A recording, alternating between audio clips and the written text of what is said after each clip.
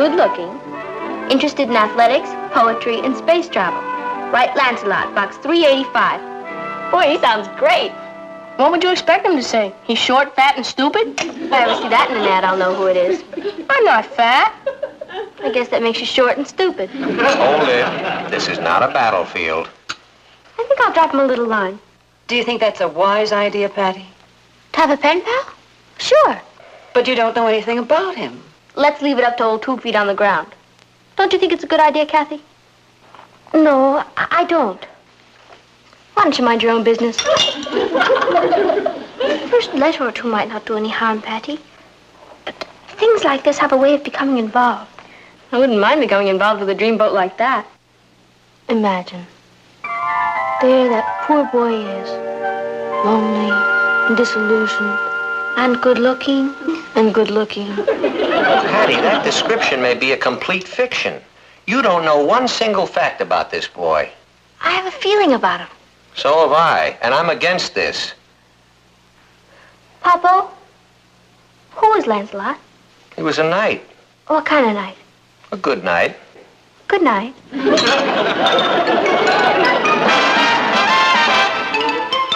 Meet Kathy, who's lived most everywhere, from Zanzibar to Berkeley Square. But Patty's only seen the sights a girl can see from Brooklyn Heights. What a crazy pair, but they're cousins, identical cousins all the way.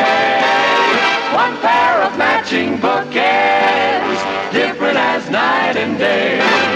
Where Kathy adores a minuet, the ballet russe, and crepe Suzette. Our Patty loves to rock and roll, a hot dog makes her lose control. What a wild duet, still they're cousins, identical cousins, and you find they laugh alike, They walk alike, at times they even talk alike. You can lose your mind when cousins are two of a kind.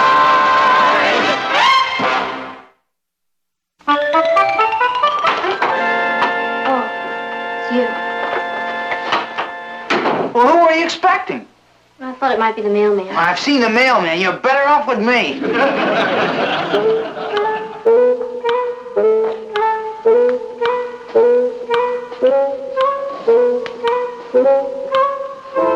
What would you like to do today? Go jousting? Jousting? What made you say that?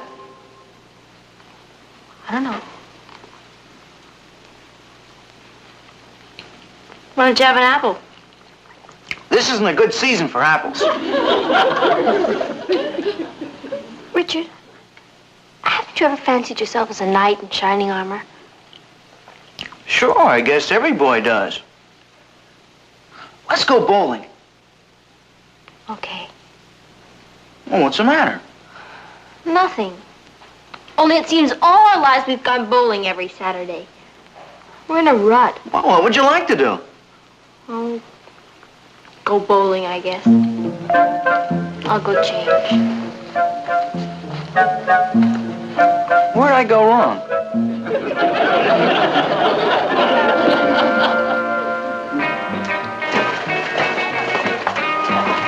You sound like the answer to all my dreams, Guinevere. Guinevere? That's my code name.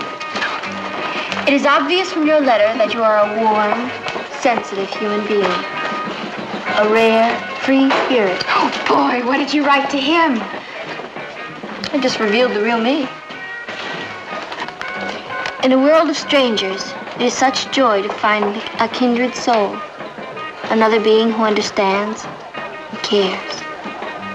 Please let me hear from you soon. Always, your Lancelot. Wow. What does he look like? Tall, good-looking, athletic, according to his publicity. Patty hasn't actually seen him yet. Anyone who can write like this is an honest man. You can feel his sensitivity coming right through the paper. Hi.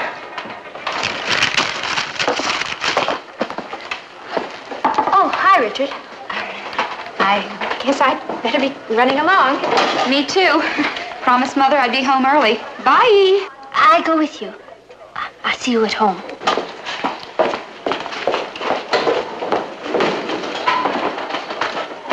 thought we were gonna meet at the library. I waited for you there. Stop nagging. Nagging, I made a simple statement. And why do you always wear those sloppy sweaters? Well, what do you want me to wear to the mall shop? Tails? And can't you comb your hair? I don't know what's the matter with you, Patty. You've been acting like we're married. Married? When I get married, it's going to be to someone who's sensitive and gentle and understanding. That's what I'm looking for, too. Richard, I'm going to give you some advice. You better shape up. What's that supposed to mean? It means that I want something more out of life than milkshakes.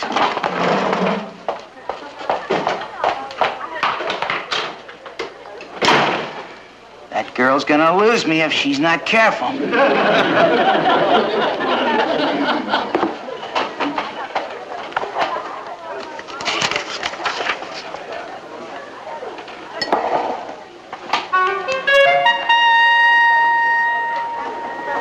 My darling Guinevere.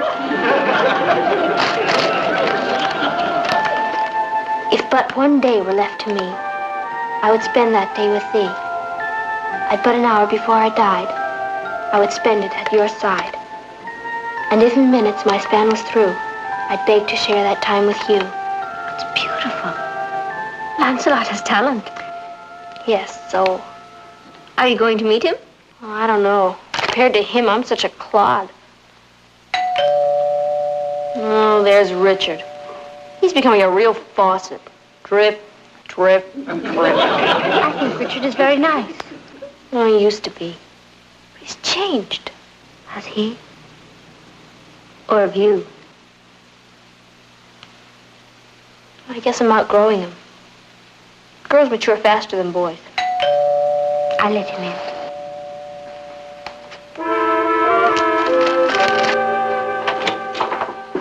Hi, Kath. Hello, Richard. Is her ladyship in? Patty's in there. Boy, she sure has been acting like a snapdragon lately. What's with her? I can't say. But there's an old adage you might think about. What's that? The pen is mightier than the sword.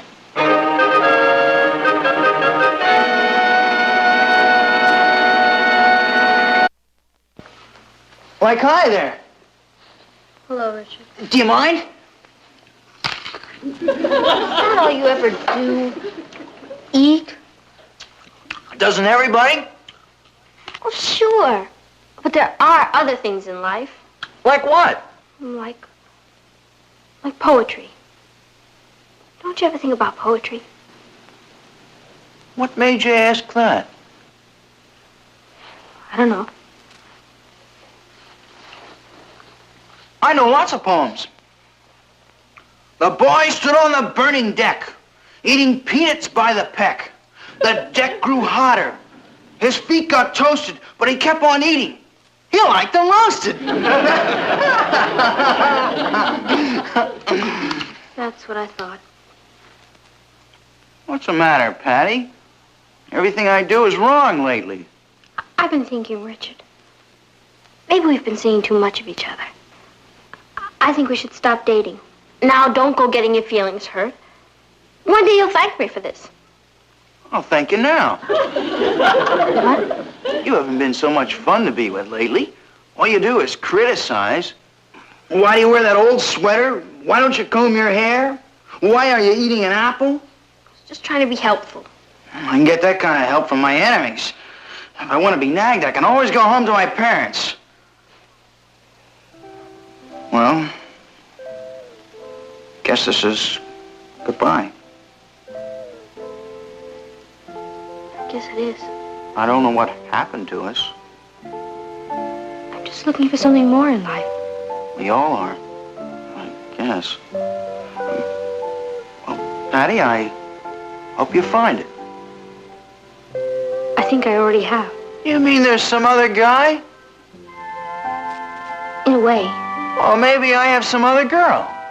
I hope so, Richard. Good luck. Thanks. Good luck to you.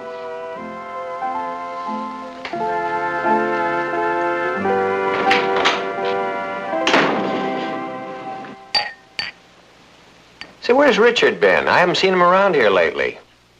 Not that I'm complaining, I'm just curious. Richard won't be coming around anymore, Papa. Did you have a quarrel? No. We just decided not to see each other anymore. Doesn't sound like a quarrel, it sounds like a war. Are you, seeing someone else? Not exactly. Well, it's none of my business. I certainly don't want to pry. Who are you seeing? Just a boy. What's his name? Lancelot. Do you mean that handsome, lonely, sensitive boy who was looking for a pen pal? Oh, brother. Are you telling us that you've given up Richard for a boy you've never seen? Oh, I don't have to see him. You should read his letters. Patty, there is an old adage. A boyfriend at the door is worth 2 pen pals on paper. That doesn't apply to Lancelot, Papa. Would you like to hear part of his last letter? I certainly would. I already read it. Oh, you little... Ross, that's snooping. She left it out in the open. Where out in the open? At the bottom of her bureau drawer. Tell him the bit about the oasis. Oasis? Where does he live, in Arabia? He lives in New York. His heart belongs to the world. Oh. Go on. And now that I know you, dear Guinevere, I have found my oasis. My thoughts turn to you, and I am at peace. Who's Guinevere? Well, that's my code name. He sounds like quite a boy. Have you, exchanged pictures or anything? No. We decided that looks are but superficial facades. You did. Aren't you planning to meet? Someday, maybe. Why? Because I think you should. Tell you, Patty, I really don't like the idea of your building up fantasies like this. Now, if this boy is as great as you think he is, you should find it out. If he's not? Well, I think you should find that out, too. Patty, you haven't said one word in 10 minutes. Is something wrong? What is it? Doesn't Lancelot want to write anymore? Oh, it's worse than that. He wants to meet me. I mean, personally. Oh, but that's wonderful. Is it? What do the words terrible panic mean to you? I can't meet him. Why not? Because I'm nothing and he's the end. Let's face it, Cuz. I'm just another girl. There are millions of me running around. If he met me, he'd lose his faith in human nature. Do you want to stop writing to him? Of course not. Then you've no choice. You've got to meet him. No, I don't. You can meet him. You're all the things he thinks I am. Forget it, Guinevere. You're on your own. You mean you won't help me? I am helping you. I'm sending you out to meet your dream man. Where's your courage? I'm sure Lancelot wouldn't be interested in a coward. I guess so. Where can I meet him? Why not here in the house? No. It's too light. Too light? Yeah. I want someplace dark where he can't see me. He's probably just as nervous about this as you are. You don't think he'll take one look at me and run? I don't think he'll take one look at you and run. Okay. I'll make a date to meet him this Friday night. I wonder where he is right now. I wonder what he's doing this very moment. My dear.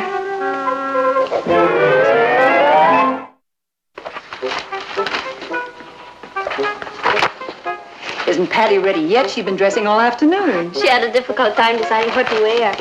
Say, what if that boy doesn't show up? He'll show he's smart. I'm sure he'll show up. He really sounds quite wonderful. Where are they meeting? At the malt shop. That proves he's smart. If he doesn't like Patty, at least he gets a malt out of the deal. Do I look all right? You look beautiful, Patty. What if he doesn't like this outfit? Let him buy you another one. He may expect me to look older. In fact, now that I think of it, I'm sure he does. I'll be right back. But...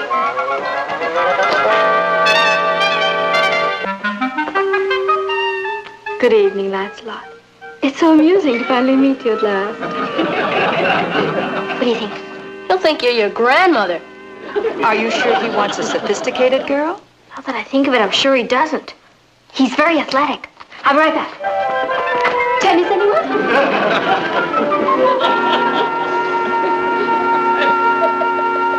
Good evening, Lancelot. I'm Guinevere. I'm certainly honored to meet you. What do you think? Why don't you really fool him and go as yourself? It's myself. I couldn't. Percy, do you remember what you said? It's what's inside that counts. Honey, once you've met him, you'll feel better. How did I ever get myself involved in this? Okay.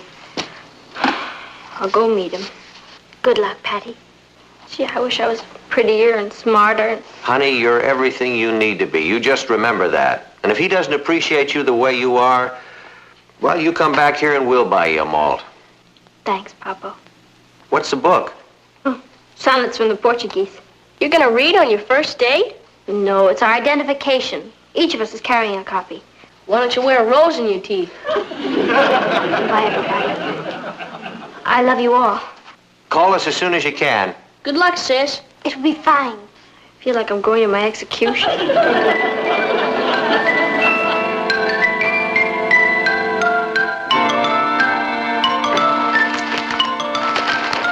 Would anybody like to go down to the malt shop and get a soda? No, we are all staying right here.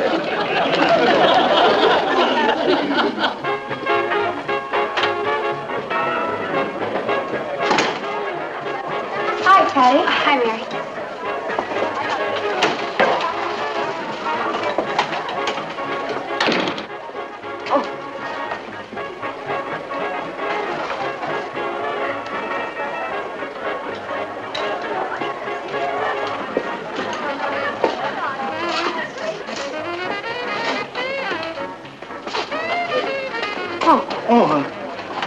Hi there. What are you doing here? Where? Oh, having a soda. You mind? No, of course not. Sorry, I can't ask you to join me. I have a date. Oh, that's all right. I'm meeting someone, too. How you been? Just fine, thanks. How have you been? Oh, great. Never better. Good. That's very good. Well, I'll see you. Yeah, see ya.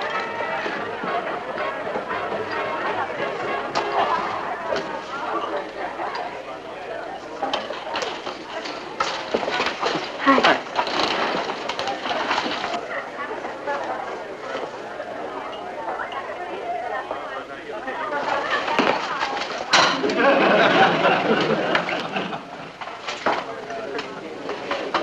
Sonnets from the Portuguese. Is that your book? Yeah, it's for a test. Oh, I see. Where's your date? Oh, she'll be along. She's pretty crazy about me, you know. She must be. Well, where's your date? I changed my mind. If you see him, tell him not to wait for me because I won't be here. I don't know who he is. Patty!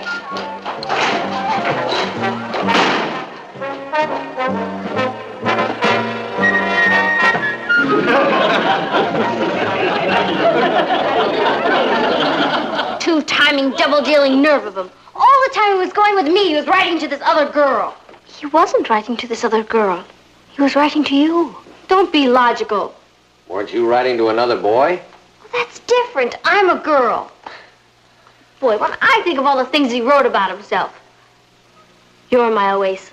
Let me spend my last moments with you. I'm artistic and sensitive. He's about as sensitive as a wet noodle. Do you think he really wrote those things? I guess so. I thought they were very impressive. Impressive. Richard wrote them. Which Richard? What do you mean? Which Richard?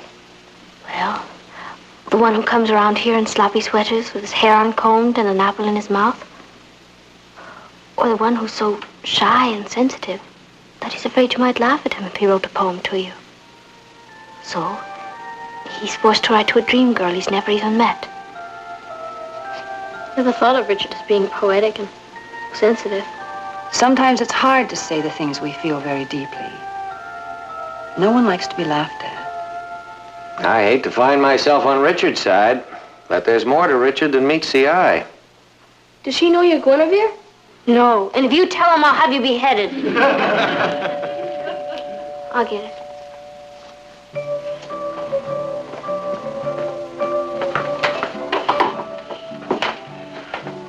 Hi, excuse me for butting in. Can I see you a minute, Patty? Sure. Come on in. I thought you had a date. Oh, well, I canceled it. You know how it is. Sure. I know how it is. Come on in. Hello, Richard. How are you? Hello, my boy. Good to see you. Good to see you, Mr. Lane. I haven't seen you in a long time. What have you been doing? Ross, why don't you and I go into the kitchen and I'll fix you a sandwich? Great. What kind? Well, I better get in the den and work on my editorial. I'll go upstairs and straighten up. Bye, Richard. Let's see you around here more often. Thanks. I really stopped by to apologize. What for? Oh, I don't know. Being such a slob. Don't say that. You're sensitive and intelligent and wonderful. Me? Yeah. You. Richard, Yeah? do you take me to the malt shop? You mean? I sure would, and I'll treat. There's something I better tell you first. What I said about canceling my date tonight wasn't exactly true. I got stood up. Oh? Anyone I know? No. Was it someone you liked? Think so. I never actually met her. She was kind of a blind date. We'd been writing to one another. That's kid stuff. Yeah, I guess so. Anyway, she sure made a fool of me. She never even showed up. Was she anything like me? No. Guinevere was older than you, kind of sophisticated. And, Guinevere? well, that's what she called herself. She was very deep. Kind of sensitive and warm and... You sound like you're in love with her. I don't know. Maybe I was. A little. Now I'll never have the chance to find out. You never know.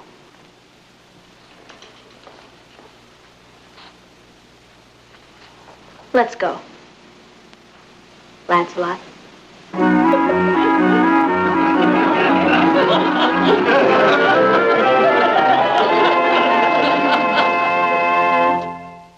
Hi, folks. Hello, Richard. All right. No more bananas? The apples are getting good. Aren't you dressed yet? I have an alley reserved for 8 o'clock. Are we going bowling again? Sure, what's wrong? Is that all you ever do? Eat? You told me you were going to throw that shirt away.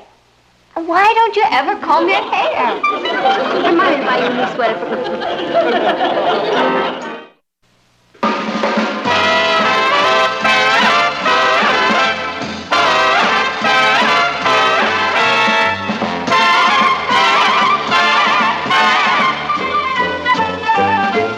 Here's Kathy, who's lived most everywhere, from Zanzibar to Berkeley Square. But Patty's only seen the sights a girl can see from Brooklyn Heights. What a crazy pair. But they're cousins, identical cousins, and you'll find they laugh alike, they walk alike, at times they even talk alike. You can lose your mind when cousins are... Bless you. Thank you. I know you and I know me, and I tell you, you can't. And you don't know me as well as you think you do. Oh, don't I? Will you listen to... Bless you. What are you two arguing about? I can hear you all the way upstairs. About who loves who the most. Bless you. That's what you're arguing about. It wasn't really an argument, Aunt Natalie. I was just trying to tell Patty how much I appreciate everything she's done for me. I haven't done anything for her. You've taught me new dances. You've gotten me dates. Bless you. That's nothing. Look what you've done for me. Who is it who's always helping me with my homework? You. And no wonder. She got the highest marks in the whole class, that's all. Your marks were excellent. Oh, nothing like yours. Gee, it's great to have a brain for a cousin. That's why Mama and Papa gave you that beautiful pin. It's really boss. We'll get you one if you'd like, Patty. Oh, I didn't earn it. Kathy deserves it. Oh, isn't your allergy any better, darling? No. The only thing that keeps me from going crazy is having Kathy around to console me. I'm sure Dr. Fair will find out what's causing it soon. You better. I wonder if anybody's ever sneezed to death. Bless you. Thank you. He must have given me 10,000 allergy tests. I've given up sweaters, dogs, apples, and automobiles. They can practically land a man on the moon. Think they could stop me from sneezing.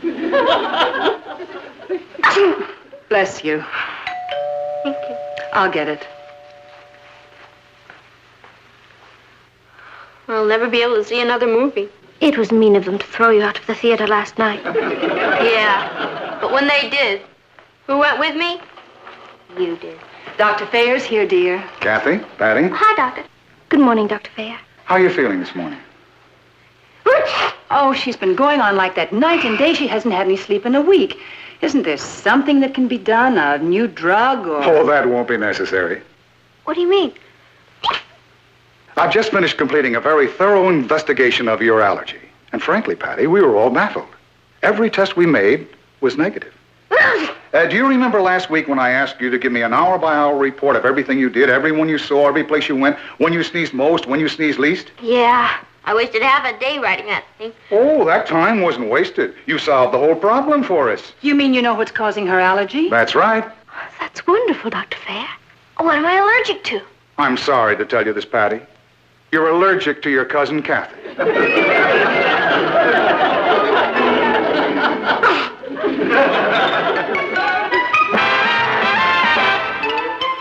Meet Kathy, who's lived most everywhere, from Zanzibar to Berkeley Square. But Patty's only seen the sights a girl can see from Brooklyn Heights.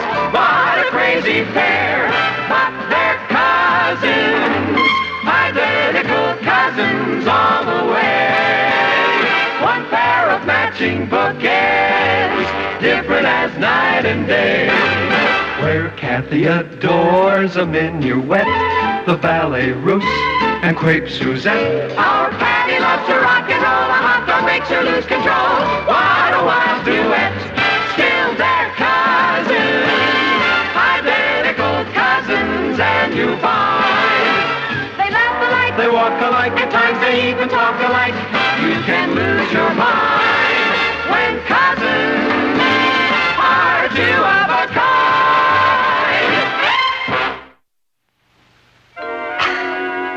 I can't be allergic to Kathy, Doctor. She's my best friend in the whole world. That has nothing to do with it. This is entirely a physical thing. Couldn't you have made a mistake? Absolutely none. Why, here's a chart we had made up. Now, Patty went to this class alone. She didn't sneeze. She shared this class with Kathy. She sneezed. During the day, when she's away from Kathy, she's fine. At night, when she shares a room with Kathy, she sneezes. No, there's no doubt about it, Mrs. Lane. Being around Kathy causes Patty to sneeze. I've never heard of people being allergic to people. Oh, it's much more common than you suspect. There was a case recently where a wife was allergic to her husband. They had to get a divorce. Now, we have a lot more to learn about allergies, but I'll tell you how to cure this one.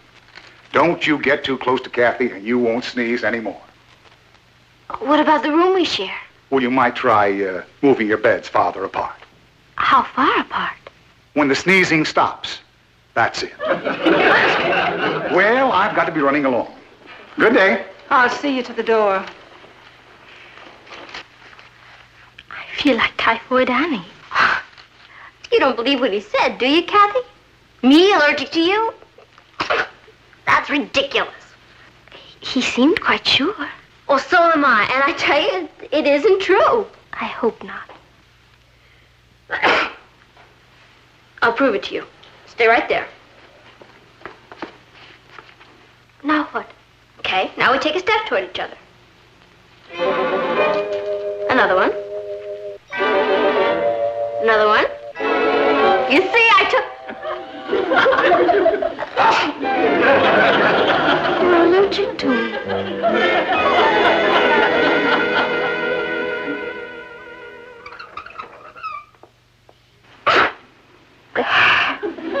Better move it back a little more.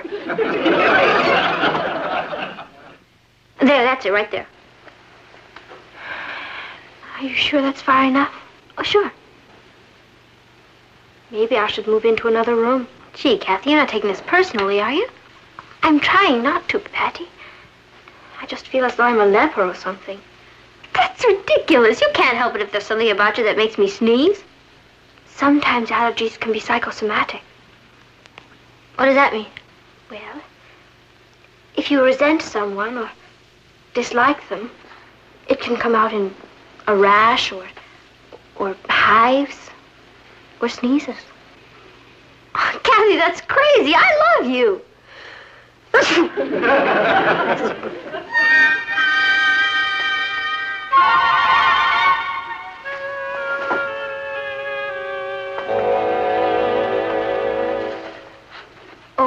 Kathy, would you mind sitting over there, please? Certainly.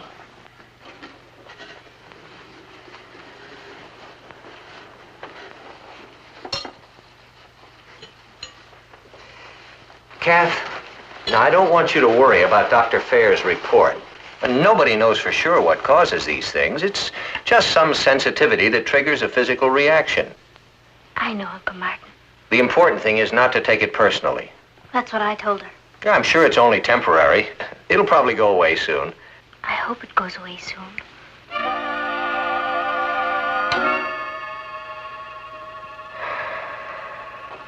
Hi, Rich. Let's go. Oh, you could at least come in and say hello. Okay.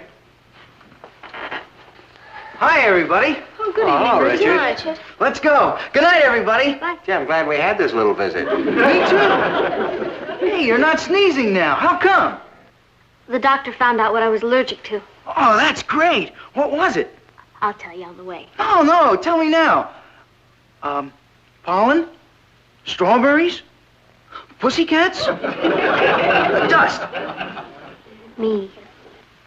You? What? Patty is allergic to me.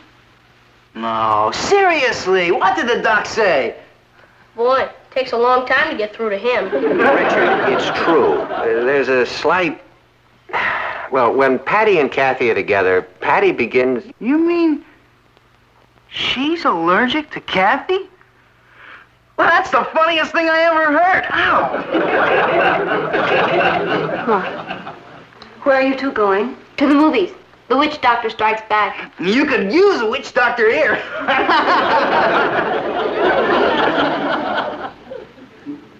Now, can we go? Isn't Kathy coming with us? No, thank you.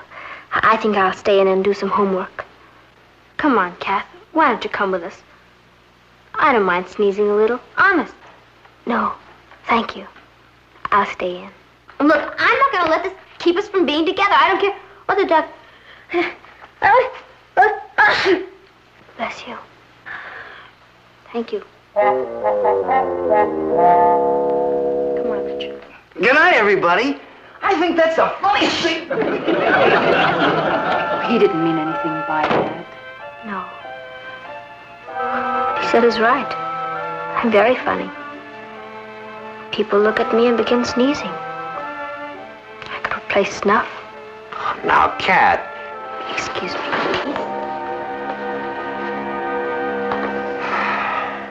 Martin, what are we going to do about this? I don't know. I'm no doctor. Suppose we can just watch and wait, read up on allergies. I could understand Kathy being allergic to Patty. But That will be enough of that, Ross. You know, I'm developing a whole new philosophy. When life is going along peacefully and everything looks great, watch out. checkmate.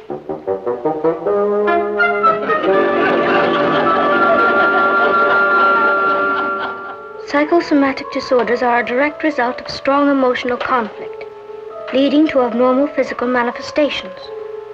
When the body behaves abnormally, it is invariably because of strong basic emotions, such as fear, hatred, or jealousy.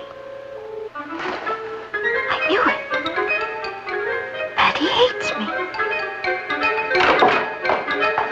Hi there. Whoops, I almost forgot. You know I didn't sneeze once all night? Congratulations. Isn't that great? Hey, too bad you missed the movie. Boy, is it creepy. It was about this space monster who comes down from outer space, and his machine cracks up and he lands in the jungle. He keeps boom, boom, boom, knocking down trees. Suddenly, a witch doctor jumps out with a huge poison spear. And he keeps jabbing him and jabbing him and jabbing him and jabbing him, trying to kill him. But it doesn't even faze the monster. It just goes boom.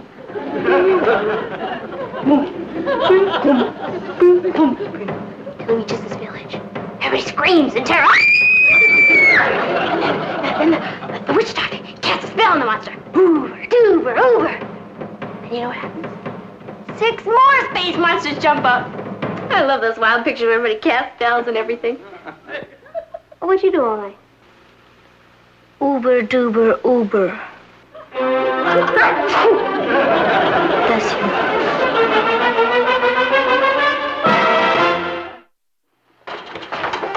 Hi, Patty. Hi, Maggie. Oh, hi, Rich. Hi, Herb. You coming over tonight? Sure. Oh, what time? Oh, about 8 o'clock. Give the old folks a chance to cool it. See you then. Bye. Hi, Patty. Hi, Eddie. How many? 3. Okay, right over here.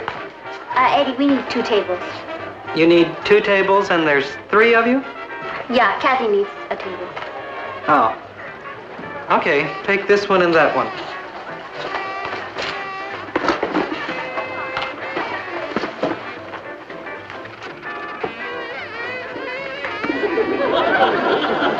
How you doing, Kat? Just fine, thank you. I wish you could join us, but... I think it's the funniest thing I ever heard of. You stop doing that?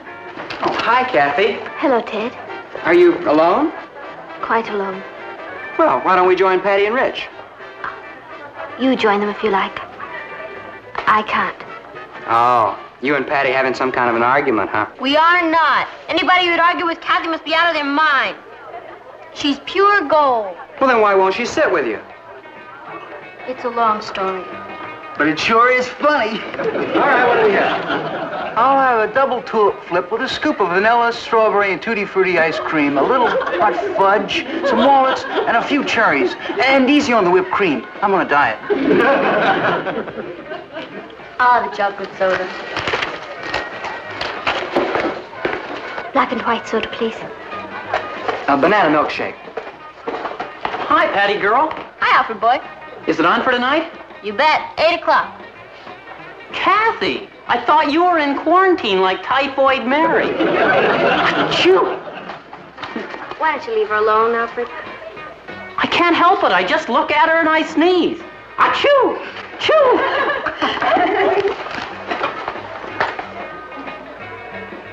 Don't mind him, Kath.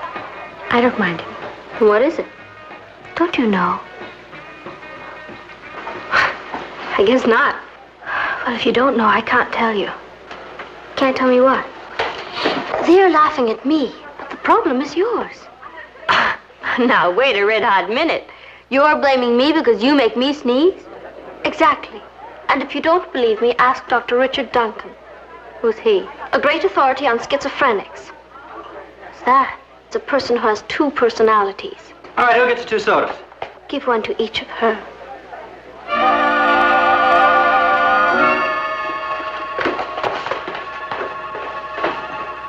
I'm home. Hello, darling. Have a good day? Fine. I gave a speech today at the Newspaper Guild luncheon. Were you a smash? Well, I got a few laughs. What'd you talk about? Teenagers. That is no laughing matter. You're telling me. You should hear some of the stories the other fathers have to tell about their teenagers. Do you have the feeling sometime that they're out to get us? Every day. How's the combat area around here? Everything is quiet at the moment.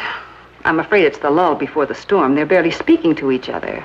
It's ridiculous. Patty can't help it if she sneezes. I'm not so sure. You mean you think she's trying to sneeze? No. Nat, do you think that Patty could be jealous of Kathy? I don't know.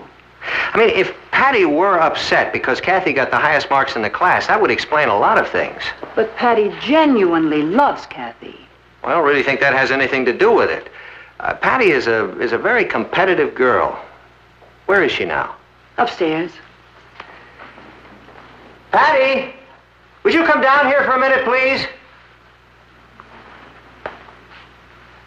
What are you going to say to her? I'm going to try a little psychology. Martin, do you think it's a serious problem? Well, when two girls who really love each other can't stand to be around one another, I think it could develop into a serious problem, yeah. Papa, did you call me? Yeah, your mother and I would like to have a little talk with you. What didn't I do now? Sit down. Oh, it's going to be one of those serious talks.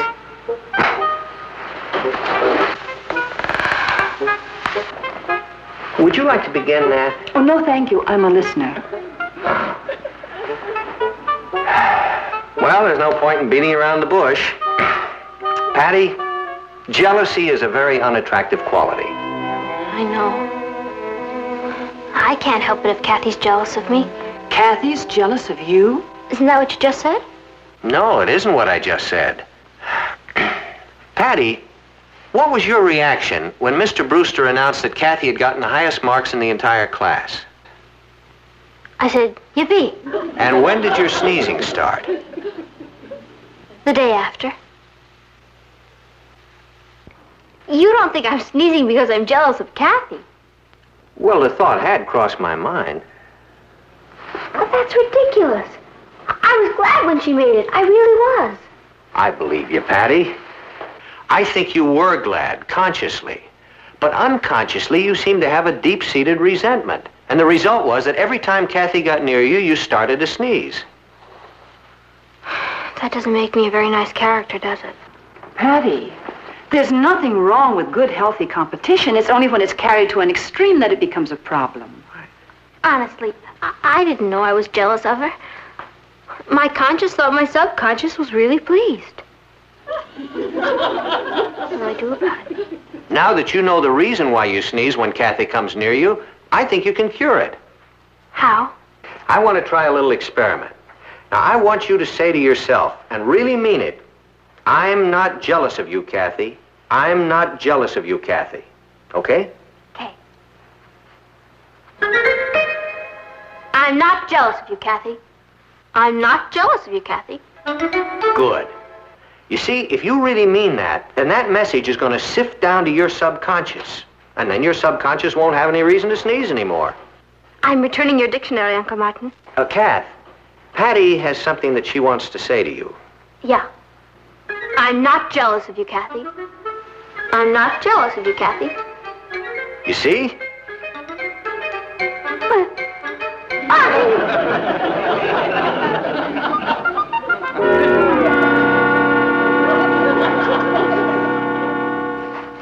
I will never understand irrational numbers.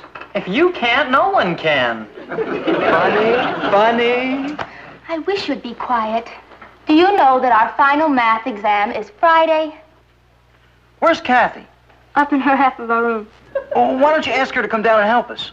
No. What are you suddenly so proud about? You always used to ask her to help us. My subconscious won't let me. You what? Skip it. Now listen, we're all gonna pass this exam without any help from Kathy.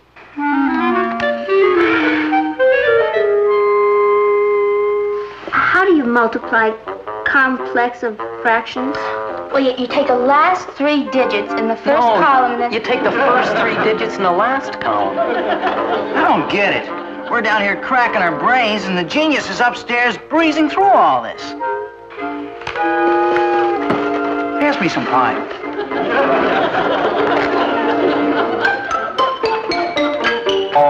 I thought you might like a cup of tea, Kathy.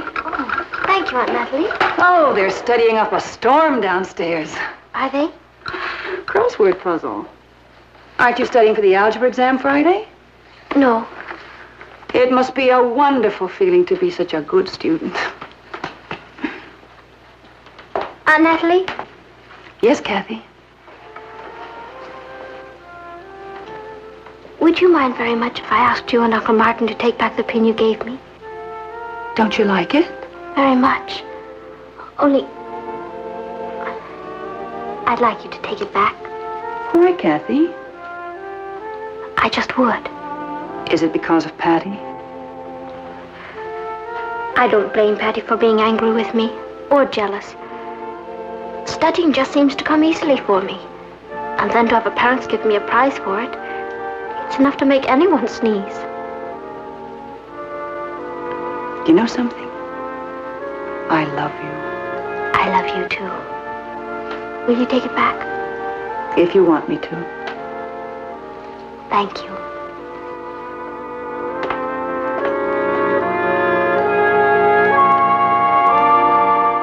So I thought that instead of taking Kathy's pen back from her, we should give Patty a pen. That way Patty won't feel there's any favoritism. Just sounds like a wonderful idea. This is exactly like Kathy's. Oh, hi! Aren't you home early? I flew home. I did it! Well, whatever you did seems to put you in a euphoric state of mind. I passed my algebra test. I got a B. Patty, that's wonderful. By the way, your mother has a little surprise for you. Yeah? What is it? This. That's beautiful. It's exact...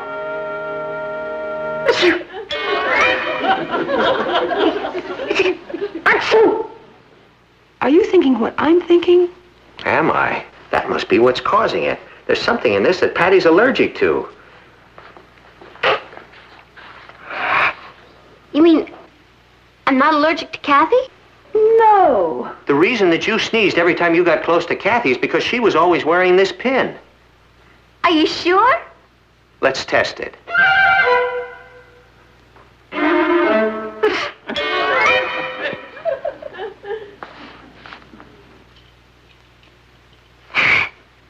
You see? Nothing. I'm not jealous of Kathy. And I owe you and your subconscious a big fat apology. Hi, Kath. I have the most wonderful news for you. I have some wonderful news for you. Mr. Brewster called me in to give me the results of my algebra test. The principal of the school called you into his office? Gee, that's marvelous. Isn't it? And I didn't even study. And you still got 100? 100? No. I failed. Now Patty doesn't have to be jealous of me anymore.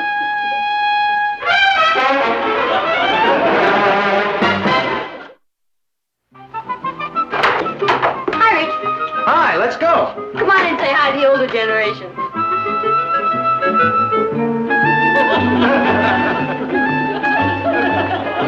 Hi, Mom. Hi, Dad. What? I just said it to scare you. Well, you succeeded. Where's Kathy? Oh, she'll be right in. She's just finishing up in the kitchen. How'd she do on that makeup test? She got 100. That's how she did. You know something? I'm jealous. I'm ready. Let's buzz. Longitioso. Longitioso? What language is that? It means so long. Not to me, it doesn't. Patty, you sneezed. It's all right. I'm catching a cold. That's wonderful. Bye. Longitioso. Longitioso?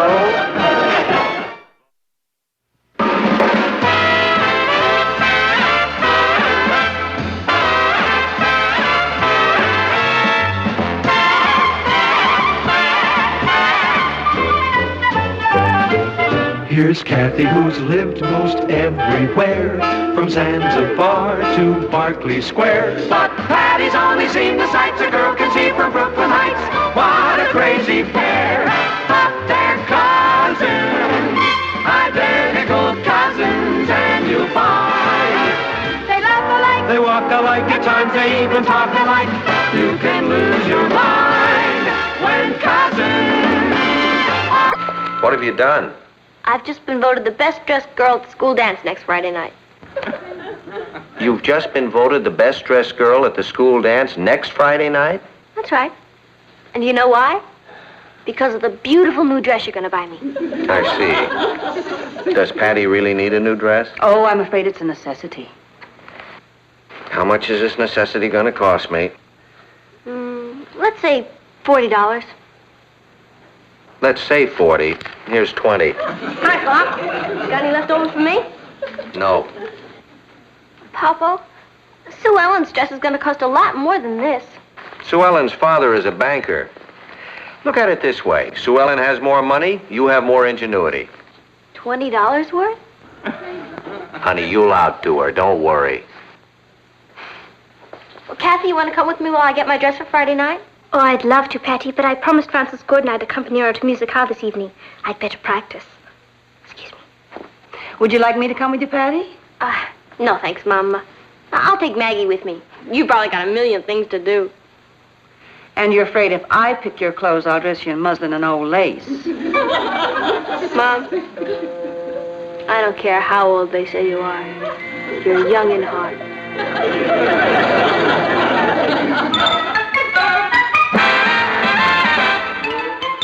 Meet Kathy, who's lived most everywhere, from Zanzibar to Berkeley Square. But Patty's only seen the sights a girl can see from Brooklyn Heights. What a crazy pair, but they're cousins, identical cousins all the way. One pair of matching bouquets, different as night and day. Where Kathy adores a minuet, the ballet russe, and crepe Suzette. Our Patty loves to rock and roll, a hot dog makes her lose control. What a wild duet, still they're cousins, identical cousins, and you find they laugh alike, they walk alike, at times they even talk alike. You can lose your mind when cousins are two of a kind.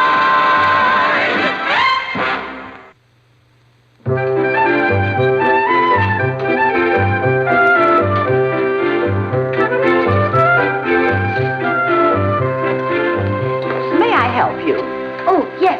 I'm looking for an evening gown. My class is giving a dance Friday night. Did you have anything particular in mind? Well, yes. It has to be imported material, special design, hand-sewn, one of a kind, and sell for no more than $19.95. $19.95. That's all her father thinks she's worth. But it's not. He's already given me so much I couldn't take any more from him.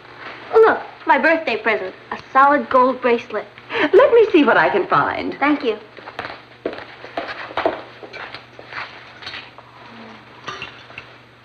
Maggie, look at this one. Oh, it's all gold. Beautiful color.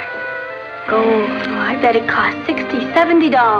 Oh, it's worth every penny of it. Oh, I knew it. $79.50. Come on, let's get back to the bargain basement. Hello, girls. Hi, Maggie. Patty. Hi, Sue Ellen. What are you doing here? Getting my dress for Friday night. Me too. You're not buying this one. Oh, of course not. Of course I am. Why not? It's, $79.50. Mm-hmm. That's what it says. Well, my father is president of a bank, and even I have to think twice before I spend that much money.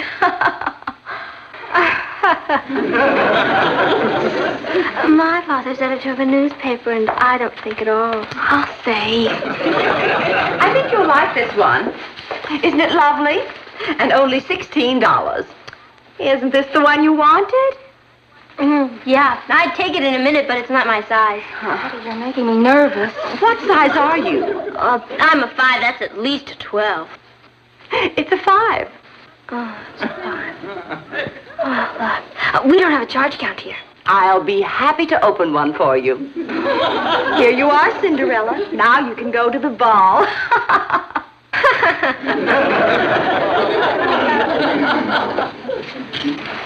much is this one? $95. I'll take it. Good. I'll just get my order book.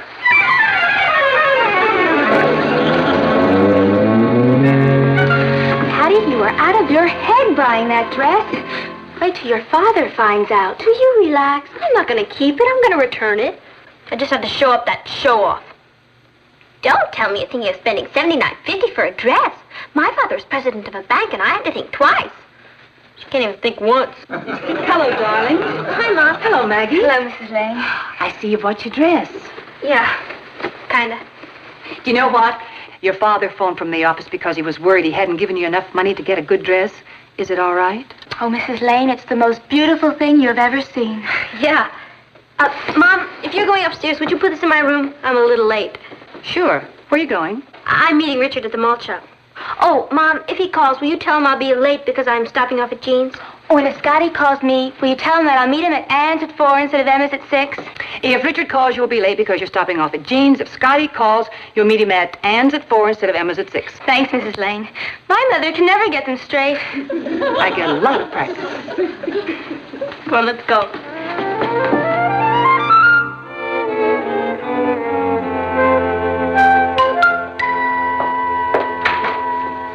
Aunt Natalie, Yes, Kathy? have you seen my blue dress?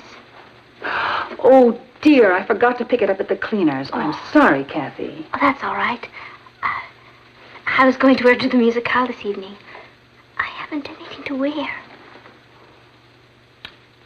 Yes, you do. Wear Patty's dress. Oh, I couldn't. It's her new dress. Oh, she won't mind. She wears your dresses all the time. Besides, it's an emergency.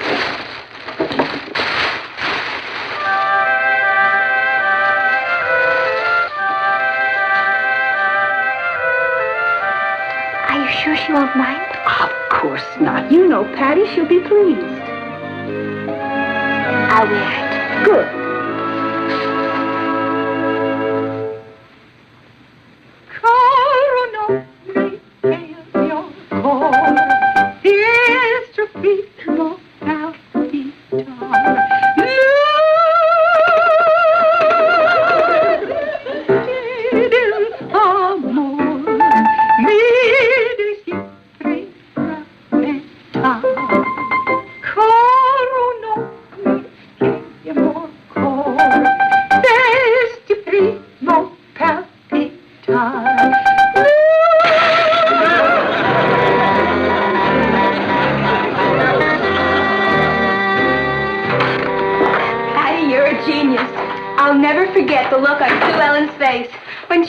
Into the malt shop and saw you? I told you. She finally got tired of hanging around the dress shop waiting for me to return the dress. Now we can go back. You're a real brain. True. Let's go get it. It's a good thing they're open late tonight. It's no use. It won't come out. How am I going to tell her? Hi, Mama. Hi, Kat. Hey, look at the stain on that dress. You ought to be more careful. It's ruined. Oh, I'll see you later. You gotta...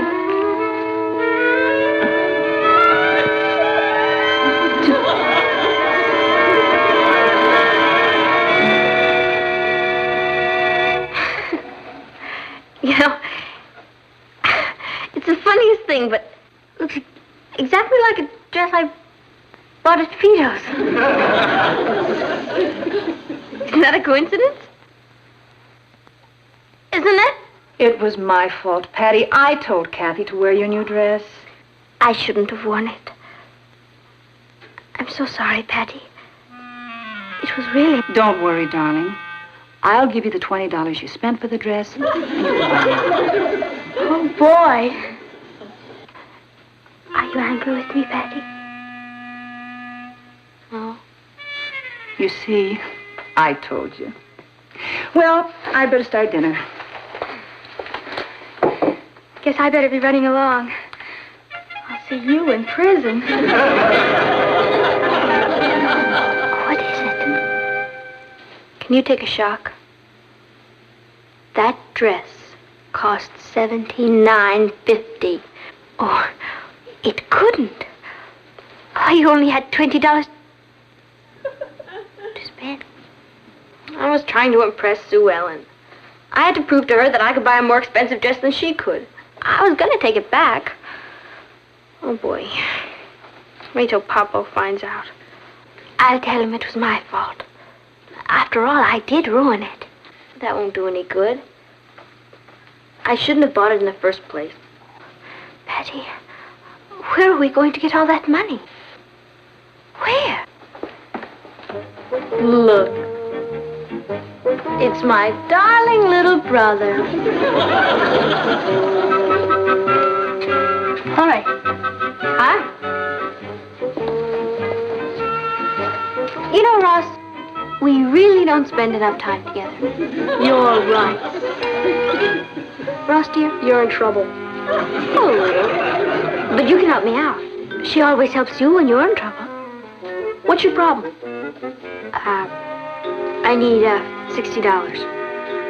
FGI. FGI? Forget it. Now what do we do? Spurgeon? We panic. Hello? Is this the 3rd Avenue second-hand shop? Do you buy used dresses? Splendid. My dear, we're two society girls, and of course that's magnificent things. We have an exclusive creation that we could be talked into parting with. Describe it?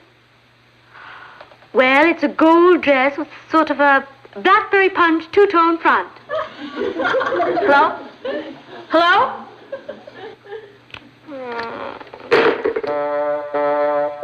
Is this the Ford Foundation? I understand that you, finance deserving projects. You do? Get in there and pitch. Well, we have a very deserving project that concerns the future of 2 young girls who are victims of circumstances and... An application. 6 months to process.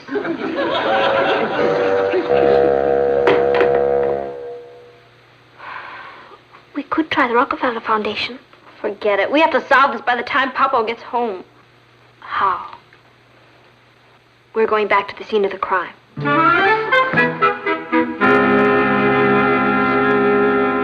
And I just read where the newest thing is two-tone dresses. You'll be ahead of everybody. I'm sorry. I can't take this back. Perhaps we could make a settlement of some kind. I am sorry. Excuse me. Yes, madam. May I help you? How much is this necklace?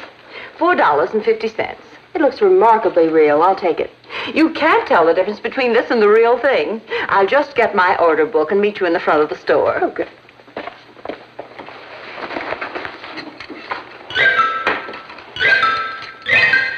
What are you doing? You heard what she said. You can't tell these from the real thing. Now, I can only find one that looks like my... Kathy, look. Doesn't this one look exactly like mine? Yes, but... Patty, you have a solid gold bracelet. Why do you want that? Papa told me to use my ingenuity. Watch me. I can loan you $50 on it. $50? For this magnificent bracelet? Well, Kath, I wasn't going to tell him, but I guess I'll have to. Are you sure you should? Positive. Sir, I can see that you have a kind face. This money is for a very worthy cause. A family. A loving family, 8 children, 1 mother and father, will be put out onto the street unless we can find some money for them. Now that breaks my heart. I know it would. The man made some tragic mistakes in business. How much can you give me for the bracelet? $40. $40? That's less than you offered before. I've got a wife and 9 children. If I make bad business deals, I'll be out on the street too. Now, $40. Take it or leave it.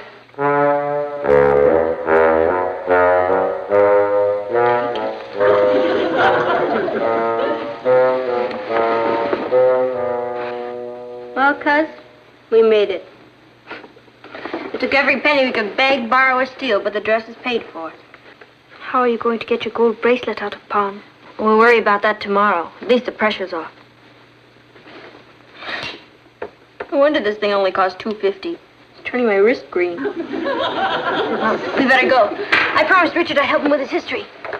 You promised Richard we'd help him with his history. Be a pal. What do I know about history? All right, let's go. Hello, darling. You're home early. I know.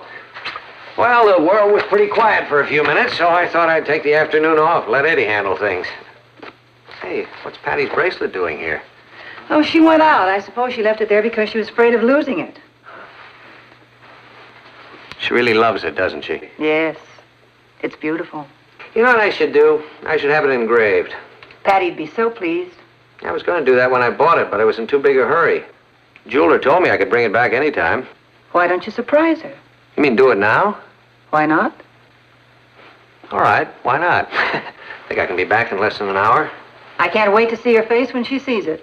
Neither can I. Mr. Lane, well, how nice to see you. Oh, Mr. Gary. See, I brought my daughter Patty's bracelet in to be engraved. I bought it here last week for her birthday. Ah, well, let's see. Well, we'd be very happy to engrave it. Mr. Lane, you certain I sold you this bracelet? Of course. It was $84 plus tax. Why? Well, I'm afraid there's been some mistake. This bracelet isn't worth more than $1 or $2. It's a piece of cheap costume jewelry. Costume jewelry? I paid you $84 for it, plus tax. Well, I don't know how we could have made a mistake like that. I'm terribly sorry. It's a lucky thing you brought it back. Yeah, it certainly is. Yes, a thing like that can ruin a store's reputation. Here's the one you should have had. Now, what was that engraving? Oh, it should read, to Patty, happy birthday from Popo. Happy birthday from Popo. That's lovely. You know, it's a lucky thing I went down to that store. Mr. Carey had made a mistake and given us a piece of junk jewelry. You mean Patty's been wearing a piece of costume jewelry? And telling everybody it was real gold. Maybe we shouldn't say anything to her about it. She'll feel terrible. Well, I think it's kind of funny. She'll get a kick out of it. Why don't you put it on the table? Hi, Papa. You home early. Hello, Uncle Martin. Hello, girls. Patty, your mother and I were noticing your bracelet. You were? You know, there seems to be something different about it. Different? Why don't you pick it up? Pick it up? Yeah, go ahead.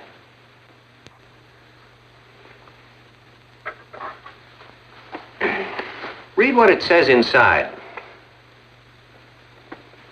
It doesn't say anything. How did that get there? I took it down to the jewelry store and had it engraved for you. You took it down to the... When?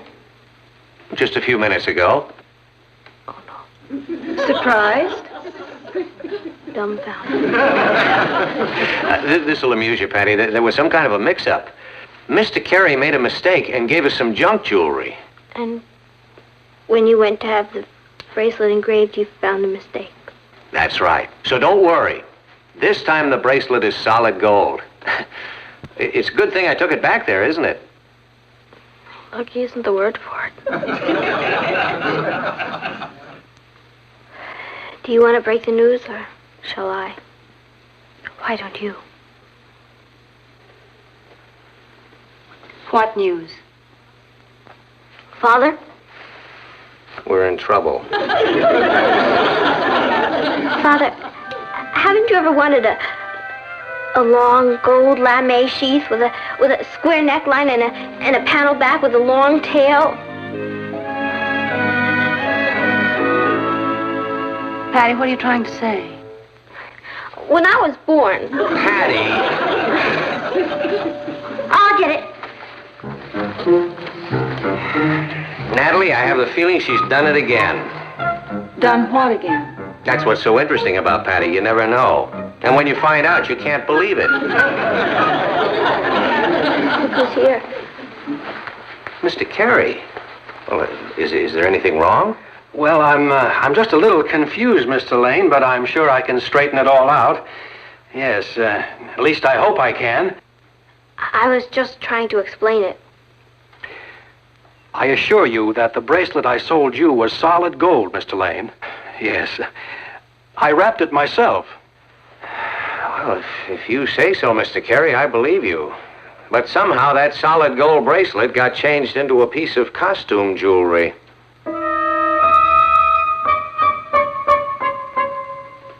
It's hard to know where to begin. Honey, why don't you skip the part about when you were born and start with more recent events?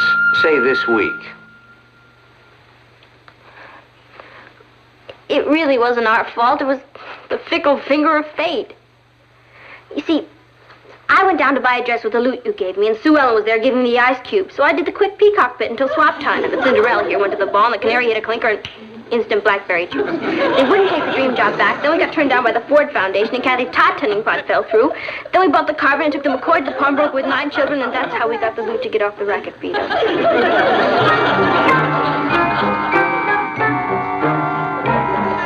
Patty, I was wrong. Why don't you start with when you were born? Natalie, I have been a newspaper man for 20 years, and I have never come across a story as wild as that. And I'll tell you something else. If I had, I wouldn't have believed it. But it happened, Martin. It could only have happened to Patty. Wasn't entirely her fault. I told Kathy to wear Patty's new dress. No, you didn't, because Patty didn't have a new dress. We spent $80 on a status symbol, and she still doesn't have a new dress. I'll have the dress she bought dyed. And now she's got 2 gold bracelets, one of them in pawn. Won't Mr. Carey take it back? Oh, sure. He'll be happy to take it back to the store and hold it there until someone comes in and says, I'd like a gold bracelet engraved to Patty from Popo. I meant, won't he take back the one in pawn? Well, he's already agreed to do that. Well, you've already straightened it out. It's like straightening out World War II. She doesn't get it from my side of the family. You don't want her, I'll take her. No, you won't. And I'll tell you something. I can hardly wait to find out what she's going to do next. Papa? Father, you're still in trouble. Father, I want to apologize. None of this would have happened if I wasn't trying to impress Sue Ellen. If you'll give me some time, I'd like to pay for it out of my allowance. It wasn't her fault, Uncle Martin. I ruined the dress. I want to pay for it. You can both pay for it. And you can take as much time as you want. But please, no more status symbols, huh? I won't ever care what anybody else wears again. Thanks, Father. Popo.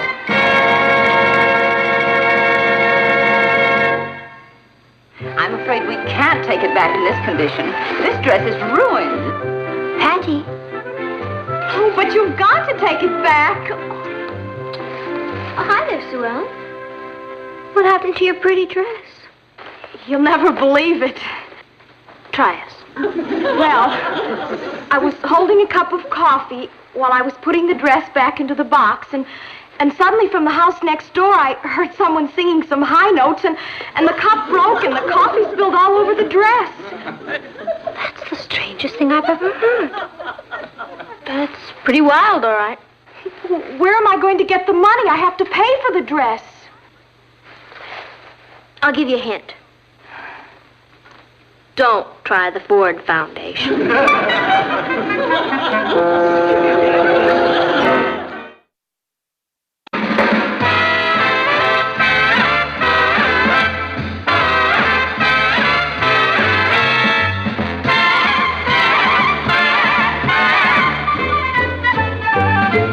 Here's Kathy, who's lived most everywhere, from Zanzibar to Berkeley Square. But Patty's only seen the sights a girl can see from Brooklyn Heights. What a crazy pair, but they're cousins, identical cousins, and you'll find they laugh alike, they walk alike, at times they even talk alike. You can lose your mind when cousins are together. Is Kathy correct, Patty? Well, if Kathy says so, you can bet on it. I want you to think for yourself, Patty. Oh, I do, Mrs. Johnson. I think that if Kathy says so, you can bet on it. You may close your books. Now, I don't want you to think of Korea as some remote historical event. What happened there involved people, ordinary boys and girls like yourselves. Many of those boys and girls are orphans. They have inadequate housing and clothing and food. Now, I think it would be a wonderful project for this class to adopt one of these orphans. This is a picture of Kim Ho-sin. She's cute. Kim lives in a remote village in Korea. He has no relatives. And we can be his foster parents for $10 a month. That's enough to see that he's properly fed and clothed and sent to school. He'll still go on living in his village, but he'll know that somebody's thinking about him. Now, who would like to contribute? Well, I'm proud of you. We'll need one student to collect the money, forward it, and correspond with him. Someone to act as a foster mother or father on behalf of the class. Who would like to volunteer for that? I would, Mrs. Johnson. Please. Very well, Patty. Kim is your responsibility. Thank you. May I have this picture? Of course. Can't believe it. I'm a mother.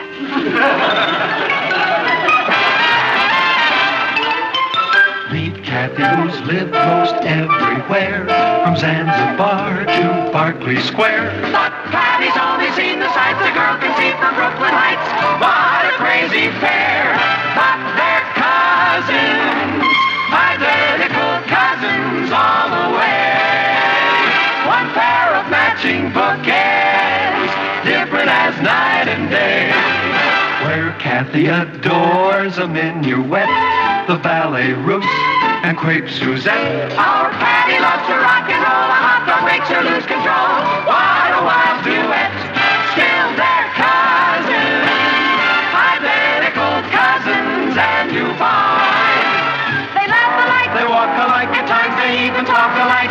You can lose your mind when cousins are two of a kind.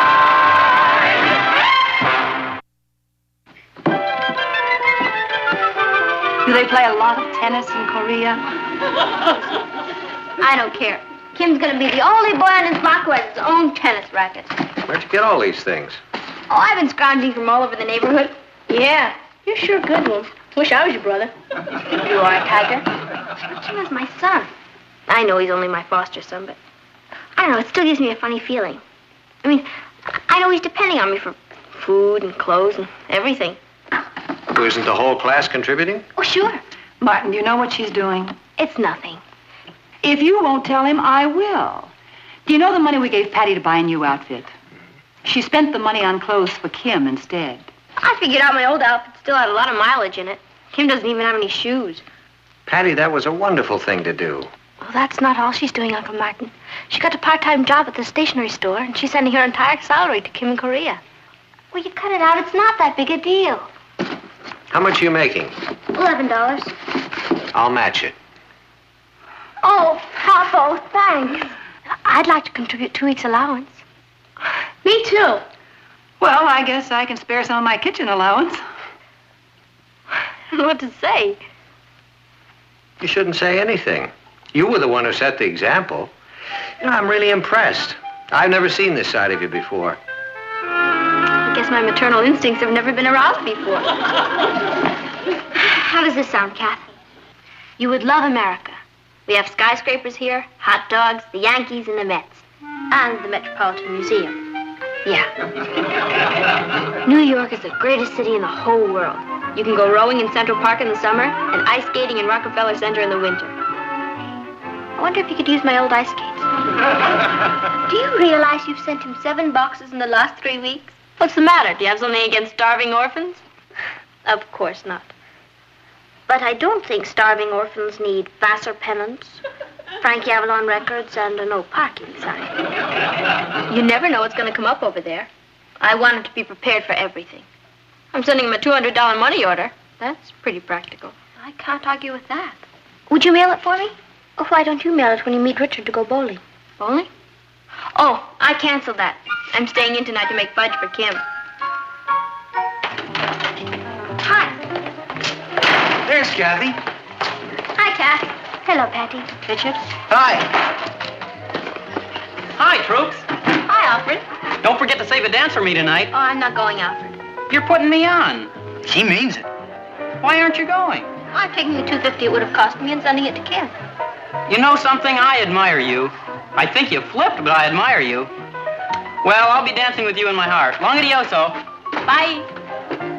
Hi, Patty. Kathy, Richard. Hi. Hi, Eddie. Hello, Eddie. How's it get in Korea? Great. You should read some of his letters. I just haven't I haven't got time right now. What do you folks have? I can't decide between a strawberry soda and a chocolate sundae. How much is a double banana flip? 60 cents. Good. I'll have a glass of water, thanks. Glass of water? What are you doing? I just saved 60 cents for Kim. Patty, you really don't think Kim's gonna mind if you have a double banana flip? You'd be surprised how things add up. All right. It's my treat. You mean it? Certainly. Can I have a double banana flip? Sure. Thanks. I'll take the cash instead. Glass of water. Have you decided what you want? Glass of water, please. You're all hard. Make that 3. 3 glasses of water? Now, wait a minute. I gotta eat too, you know. Can you answer me a question? Sure. How do I get to Korea? Here's $1. Send it to the kid.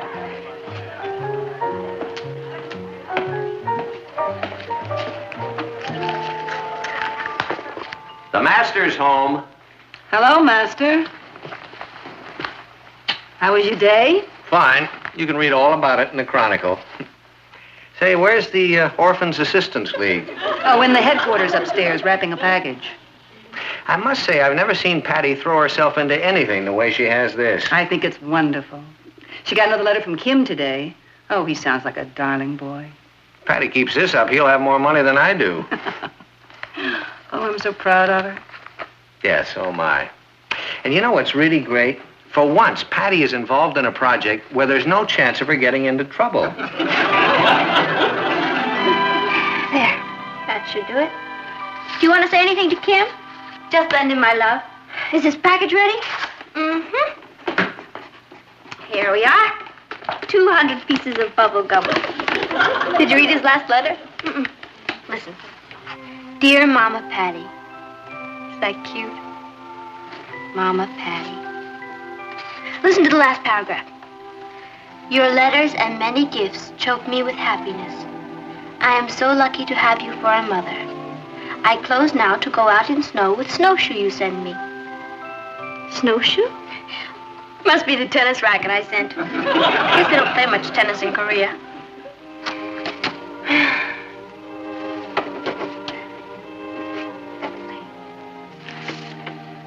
Oh, boy. Sure is a lot of red tape when you try to help someone. I must have signed 1,000,000 forms.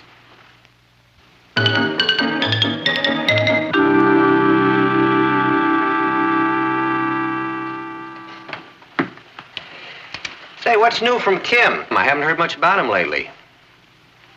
Was there anything wrong? I wouldn't know. Well, now, what does that mean? It means he's an ungrateful 8-year-old orphan. Patty. Well, he is. I worked my fingers to the bone, writing letters to him, sending packages, working every day after school and the weekends to send him money. Well, what's the matter with that? You did it because you wanted to. I'll tell you what the matter with that is. He stopped writing to me. Me, his own mother. You haven't heard from him at all? Not one word in 3 weeks. Hey, maybe he's sick from all the fudge you sent him. I'm sure he will write, and there'll be a perfectly reasonable explanation. That's what I told myself the first week. Then the second week I said, maybe he's sick and he can't write to me. But the third week I said to myself, Patty, you're the biggest sucker in the whole world. I'll get it. It's probably Richard. Come on in, Rich. I'll be ready in a few minutes.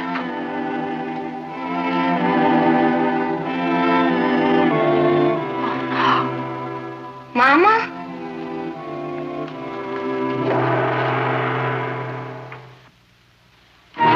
So we decided to say nothing and make Kim's arrival a complete surprise. It is, Mrs. Lomax, it is. Oh, I'm so glad.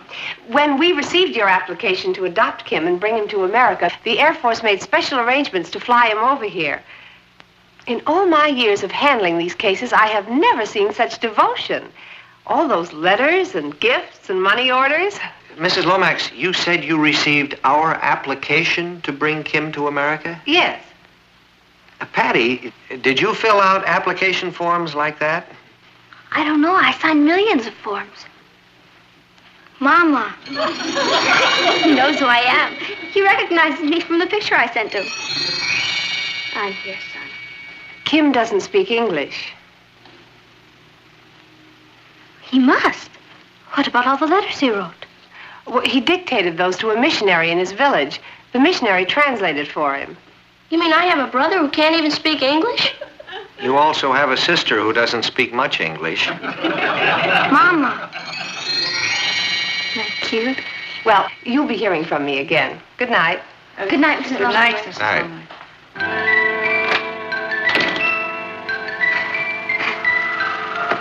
Now, here we are.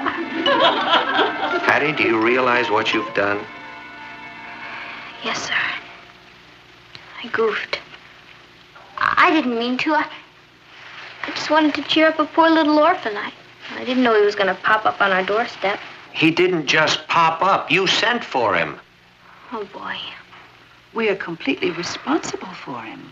Here he is, 9,000 miles from home, and he has no one in the world but us.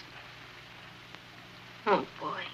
We don't know about his customs or his language. He probably needs special foods. We have to make arrangements for school. Oh, boy. I'm sorry, Kim. Please don't hate me. You're going to have to go back home. Who said anything about his going back home? You mean he can stay with us? Of course he can stay. Oh, Papo! Yippee! Thank you, Uncle Martin. We'll take wonderful care of him. I'll treat him like my own brother. Then he's in trouble. Welcome home, Kim. Well, come on, we better go out and find somebody who can speak Korean. I'll get my jacket. Are you sure you'll be all right here, Patty? Oh, sure. Kim and I'll get acquainted. Hi. You, Kim, me, Patty. Mama. As an old hand at the mother bit, I suggest you find out if he's hungry. Oh, that's a great idea. He's probably starved. And I thought Patty was finally in a situation where she couldn't possibly get into trouble. You want to know something? There is no such situation. Let's go. See you later, kids. Okay, bye. Are you hungry? You hungry? Hungry? Food. Umshik. Umshik. I speak Korean. I get it. Umshik. Umshik. Umshik. Oh, hello, Richard. I want you to meet my son, the Korean. How's he supposed to know what's in the cans? He can't read English. Oh, he probably doesn't eat this kind of food anyway. Wonder what he does eat. Yak steak. Now where am I gonna find a yak at this time of night? Probably eats rice. It's a great idea. We haven't got any rice. All right, let's go out and get some. Ross, will you take care of Kim till we come back? Sure. Good. Give him some of your things to play with. We'll be right back. We be right back. Sheik. Yeah, Sheik. When Mom and Pop get back, tell them we went out to get some Sheik. See you later. Mama! Boy, are you a mixed-up kid. You, Kim, me, Ross. Mama! Forget it. Oh, I'm sure sorry I don't speak Korean. To tell you the truth, I never thought it was gonna come up. But don't worry, we're gonna have a lot of fun together, Kim. I'm your brother. I'll teach you how to play baseball and roller skate, and you can use my bicycle. I've got a new bat upstairs. You wait here. I'll bring it down.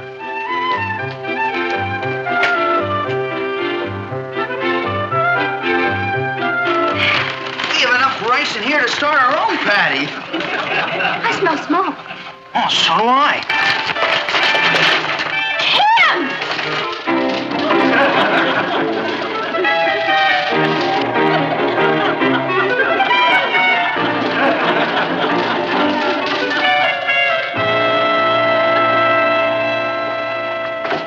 Hi, son. How's everything here? All right. Kim tried to cook his own dinner. Well, that was very bright of him. Yeah. You know you can really light a fire by rubbing two sticks together? That's a novel idea. Where's Patty? Upstairs with Kim. Where have you been? To 2 welfare agencies, UNESCO and the UN. Are you trying to get rid of Kim? No, Patty. They wouldn't take her, though. Well, Yugoslavia said they might be interested, but I don't know if they were serious. We're trying to keep Kim, and there's some problems to be worked out. He's living here in a house where he doesn't understand anyone, and no one understands him. He has to go to school. We're trying to find a Korean housekeeper who speaks English.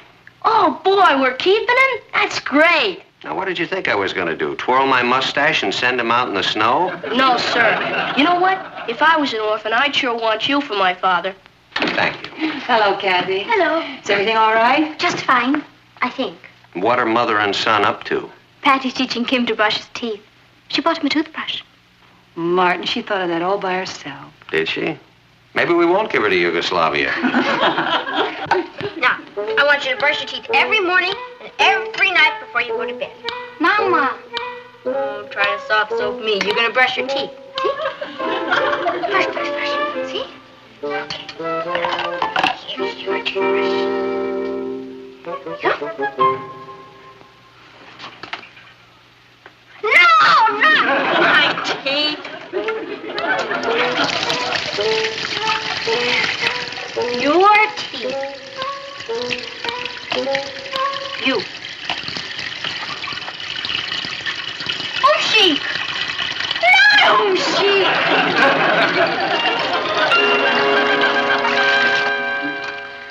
Well, how's my brother? He's going to sleep. You don't mind him using your bed, do you, Ross? Nah, I can sleep here on the couch. Thanks. Boy, he's sure a handful. I know. The mother bit isn't easy, is it? Is it? You should try it in Korean sometime. I wonder what he must be thinking of all of us. He must be quite confused. They put him on a plane and fly him thousands of miles to a strange country. And then winds up with Patty for a mother. That's enough to confuse anybody. I think Patty's doing a remarkable job. Thanks, Mom. But this is the first time he's ever slept in a real bed. How did he react? Oh, I don't know. I just pointed to the bed and told him to get in it.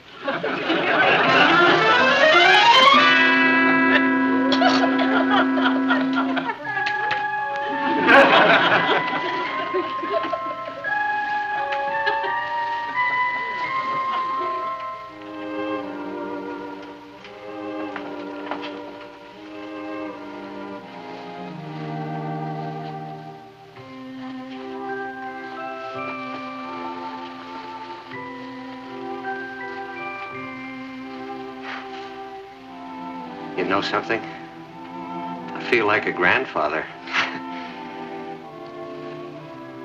Since this is Saturday, you know what I was thinking we might do? take Kim out on the town. Well, that sounds like fun.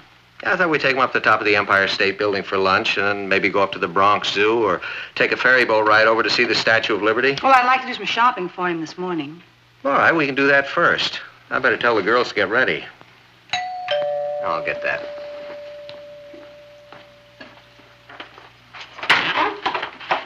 Well, good morning, Mrs. Lomax. Won't you come in? Good morning, Mr. Lane. I suppose you've come to see Kim. Right this way. Good morning, Mrs. Lomax. I'll bet you're just bursting to know how Kim is. Well, he's coming along just fine. Well, that isn't why I came. It isn't? I came to take Kim away. I don't understand. Well, there's been a terrible mix-up. Kim was sent here by mistake. By mistake? Yes, he's already been adopted by an American soldier who brought back a Korean bride. They sent in their application a week before yours, and it was accepted, but somehow it got buried under all the forms and papers and letters that Patty sent, and a new clerk got the applications mixed up and sent Kim here. But you can't take him away from us. I mean, he's like a member of the family. Mr. Lane, I can't tell you how sorry I am about this, but, well, his new parents are waiting for him. It wouldn't be fair to them if we left Kim here. Hey, I just got a great idea. Hi, Mrs. Lomax. I bet you've come to see Kimbo, huh? Oh, you don't have to worry about him. He's great. Well, he woke up once last night, but I put him back to sleep singing rock and roll songs. He loved him. Papa, today's Saturday. Why don't we take Kim out on the town, the works? I thought we'd have lunch at the top of the Empire State Building, then maybe take him to the Bronx Zoo and rowing in Central Park, and maybe a ferry boat ride to the Statue of Liberty. Oh, you think it's too much in one day, huh? Well, maybe you're right. We can save some of it for next week. Patty, Mrs. Lomax has something to tell you. I'm afraid Kim can't stay here, Patty. Because of the rock and roll songs? Honey, Kim was already adopted. He was sent here by mistake. Mistake? Yeah. Papa, they can't take him away from us. Kim needs me. Who is he going to call Mama? Isn't there anything you can do? I'm afraid not. They're waiting for him. I see. Well, maybe it's for the best, honey. I mean, this way, he'll be in a home where they speak his language and understand his customs. Now, let's think of it from Kim's point of view. We want to do what's best for him, don't we?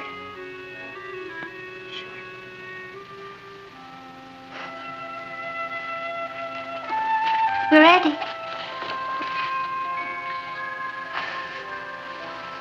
Mrs. Lomax,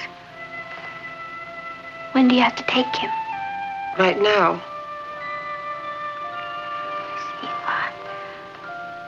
Could we go with you and make a little detour on the way? Detour? To where? To the top of the Empire State Building. Bronx Zoo, Central Park, and the Statue of Liberty. Well, that would be highly irregular. Of course you can. Thank you. Kim, you're gonna have a day you'll never forget. Where shall we go first? Let's go find a hot dog stand. That's the only way to see America.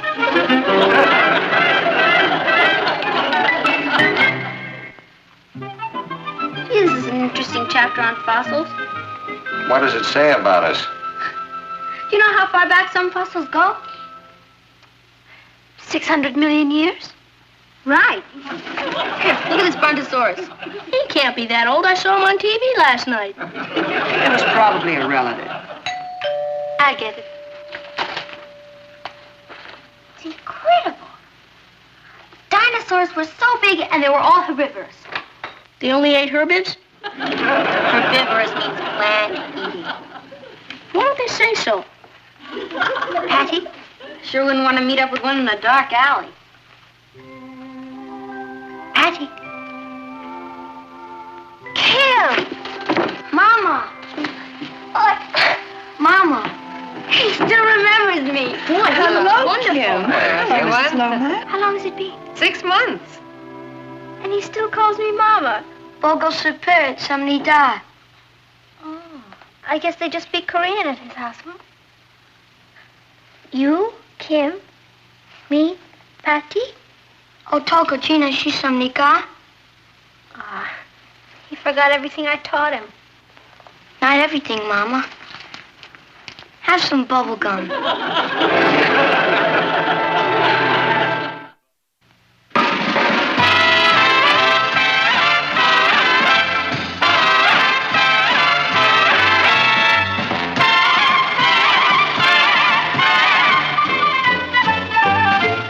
Here's Kathy, who's lived most everywhere, from Zanzibar to Berkeley Square. But Patty's only seen the sights a girl can see from Brooklyn Heights. What a crazy pair, but they're cousins, identical cousins, and you'll find They laugh alike. they walk alike, at times they even talk alike. You can lose your mind when cousins. Late. What's a dropout? Now, what do you think it is, son? A parachutist coming down enemy territory? A dropout is a student who quits school. Oh, boy, how can I get to be one? Just keep up the grades you've been getting. Seriously, that's no laughing matter. Thousands of students are dropping out of high school before they get their diplomas. It's a terrible waste. Kathy, where's Patty? Oh, she's coming out, Natalie. Say, Kath, I just got an idea. How would you and Patty like to serve as student advisors to our anti-dropout committee? I'd love to, Uncle Martin, and I'm sure Patty would. Why don't you ask her? Yeah, that's a wonderful idea. Having students on the committee? I think I'll bring it up at the meeting tonight. Two of you could talk to students at their own level. Fine. Patty, we'll be late. I'm ready. Let's buzz, cuz. Patty, how would you like to serve on a committee to help stop school dropouts? Gee, Papa, I'm afraid you picked a bad time to ask me. Why? Because I'm dropping out of school next week.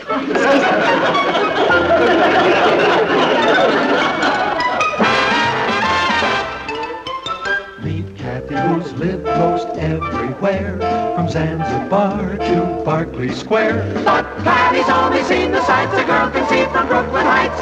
What a crazy pair, but they're cousins, identical cousins all the way. One pair of matching bookends, different as night and day. Where Kathy adores a minuet, the ballet russe, and crepe Suzette. Our Patty loves to rock and roll, a hot dog makes her lose control. What a wild duet, still they're cousins, identical cousins, and you find They laugh alike. they walk alike, at times they even talk alike. You can lose your mind when cousins are two of a kind. Hi, Patty. Hi, Rich. I want to talk to you. I want to talk to you, too. Are you still going through with it? You bet I am. It's all set. I'll tell you about it this afternoon. Can you meet me at the shake shop after school? Sure. Hello, Richard. Hi, Kathy. Bye now. Will you stop running for a minute and talk to me? Long to go, so. I've been trying to catch up with you all morning. You can't just announce you're quitting school and then run away. I didn't think everybody'd get so excited about it. Excited? Your mother and father are in a state of shock. I'll explain it all to them when I get home. You're going to explain it to me right now. Later. No. Patty, I don't understand you. You were looking forward to going to college. We'd planned to go to the same college, share the same dormitory. I know. Well, then what is it? It's old Noodlehead. Who? Richard the Chicken-Hearted. He's dropping out of school next week. Oh, he can't drop out of school. He's going to be a doctor. He changed his mind. He decided he'd rather be a millionaire. He's starting next week. Patty, you've got to stop him. I've tried every argument I can think of, but I can't budge him. So I figured I'd trick him.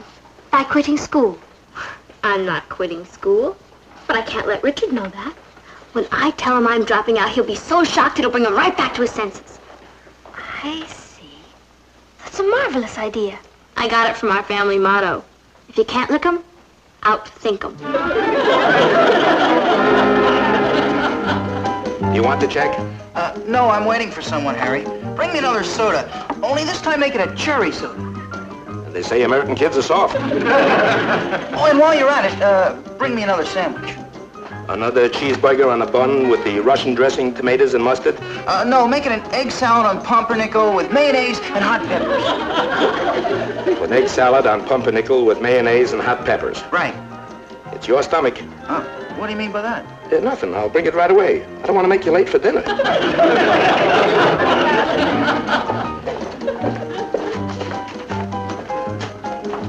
Oh, hi, Marcia. See you later, Marcia. Oh, hi, Patty.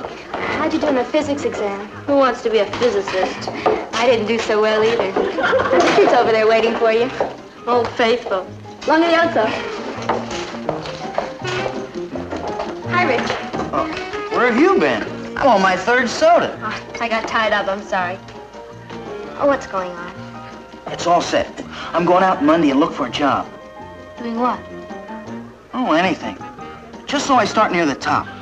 That's where the money is. Have you told your father yet? Not yet. He's got a very low boiling point. He's a real screamer. Does your father act like that? No, he's the quiet type. Gets that real hurt look on his face. I'll take the screamer any day. Parents are funny. They keep saying it's your life, but they keep telling you how to live it. But nobody's going to tell me I have to finish school. No one can force you to get an education. Right. Richard, I've been thinking about what you said about school being a waste of time and who needs it. Yeah? And I've decided to drop out, too. You? Drop out? You're kidding. No, I'm serious. I figured if you were going to drop out, I'm going to drop out. You would do that for me? Patty, that's the most wonderful thing I ever heard of. So I figured if I told him I was dropping out of school, he'd say, I won't let you do it, Patty. No, sir. If you feel that strongly about it, I'm going to continue school. I'm going to go to college and become a doctor. And you told him? Yeah. What did he say? He said it was the best news he ever heard in his life. I can't understand why he's quitting. Last week he spent a whole evening talking about how excited he was about being a doctor. Yeah. He said he was going to join the WHO. Who? The World Health Organization. And go to some remote jungle in Africa and help all the poor natives. That doesn't sound like a boy who's interested in becoming a millionaire overnight. I know. He's changed his whole basic personality. In a week? Well, you can't explain Richard, Papa. You just have to accept him. I'm not accepting any youngster who drops out of high school. Our society is getting more complicated every day. Without a high school diploma, no one has much chance of getting ahead. Now, that's what I told Richard, but I couldn't get through to him. His head is made of solid oak. You know, maybe I could get through to him. Would you try? Why don't you ask him here for dinner tomorrow night? Well, that's great, Papa. If it's okay with you. Of course it is. Fortunately, there's a sale at the supermarket.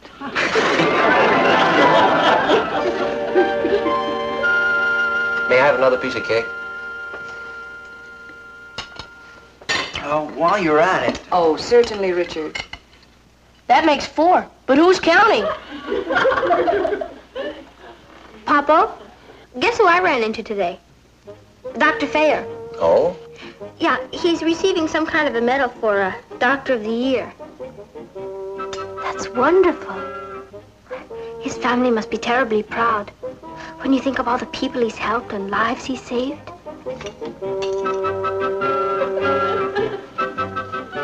I guess the medical profession must be just about the greatest one there is. Dedicating yourself to your fellow man. Could I have another glass of milk? Certainly, Richard. Oh, by the way, Natalie, I ran into old Tim Newton today. Tim Newton? You remember Tim Newton, my old boyhood buddy? Oh, Tim Newton, of course. How is he? Oh, he's in terrible shape. What's the matter with him? Well, he's been having a very hard time of it. You know, Tim dropped out of high school before he finished. He got a job instead. Things went along fine for a while, but then he began to find that the good jobs were going to the men with high school and college educations. Everybody was moving up the ladder of success but Tim. That's terrible, Uncle Martin.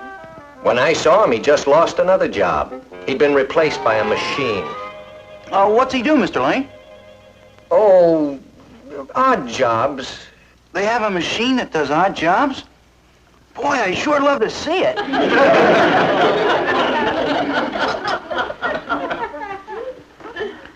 I guess it must be pretty rough getting anywhere without a high school education.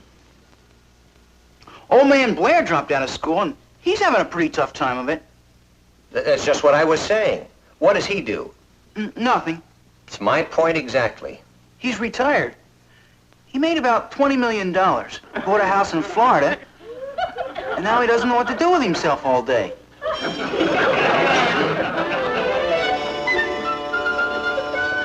Hey, there's a great new picture at the Orpheum. 7 empty coffins. Why don't we just stay in tonight, Richard? That's a good idea. You all go on into the living room. I'll clear the table. Okay. Ross, you can help me. I didn't eat that much. Why don't I give you the money instead? Boss. Why don't I help Mom with the dishes? Richard, I've been wondering, which college were you planning to attend? Winoka. Oh. I've changed my mind, though. I'm not going to college. As a matter of fact, I'm dropping out of high school next week. Really? Yeah, school's a drag. Well, I can understand that. I suppose if you're getting low grades, it's just not very interesting. Low grades? I have a B+ average. Oh. Well, are you having trouble with one of your teachers? No, they're okay. You don't like the school? School's pretty good. Weren't you going to be a doctor? That's before I grew up. Who wants to be gotten out of bed in the middle of the night to take care of some neurotic who has a stomachache? Well, if you feel that way about it, then you shouldn't be a doctor. I'm not gonna be a doctor. Well, that's too bad, Richard. I think you would have made a fine one. It takes too long to build up a practice. I want to start making money now. Is that so important? You bet it is. I want to make a lot of money, and I want to make it fast. What about all those sick natives? I was just talking. They don't really mean anything to me. Look, if you people got me here to talk me into staying in school, you're wasting your time. If you think I'm going around with a boy who's only interested in money, then you're wasting my time. Well, nobody said you had to go around with me. That's right. And I won't. Well, that's fine with me, too. I'm sorry. Well, I'm sorry, too, Richard. We're all a little upset about you dropping out of school, you know. Look, maybe if we discuss... There's nothing to discuss, sir. Isn't your family going to be terribly upset? Well, for a while, I guess. But they'll get over it. Will you?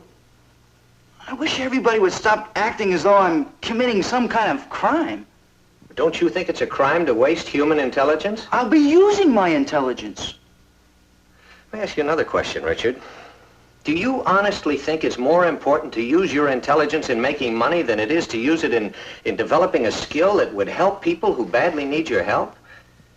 I think money is more important. I see. Well, there's nothing more for me to say then, is there? No, sir. I guess not. Will you say goodbye to Patty for me? Of course. I probably won't be seeing you people again. Thanks a lot for the dinner, Mrs. Lane. You're welcome.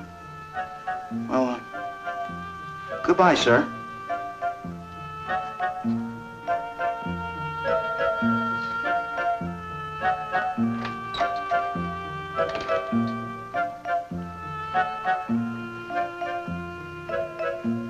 Richard said I was listening.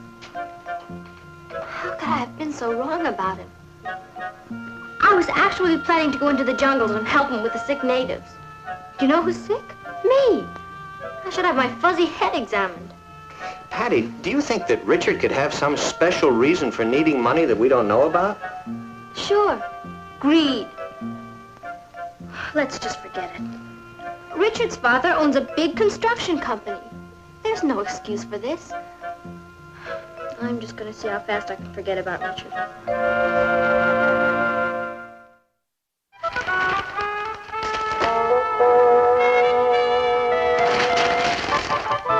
Hey, look at this. What is it? That's the reason Richard's dropped out of school. $2 million. Martin. His father's gone broke and he didn't want anyone to know. Patty! Imagine him going to work to help his family. And all the terrible things that were said. What's wrong? Nothing's wrong. I have wonderful news. Richard's father has lost all his money.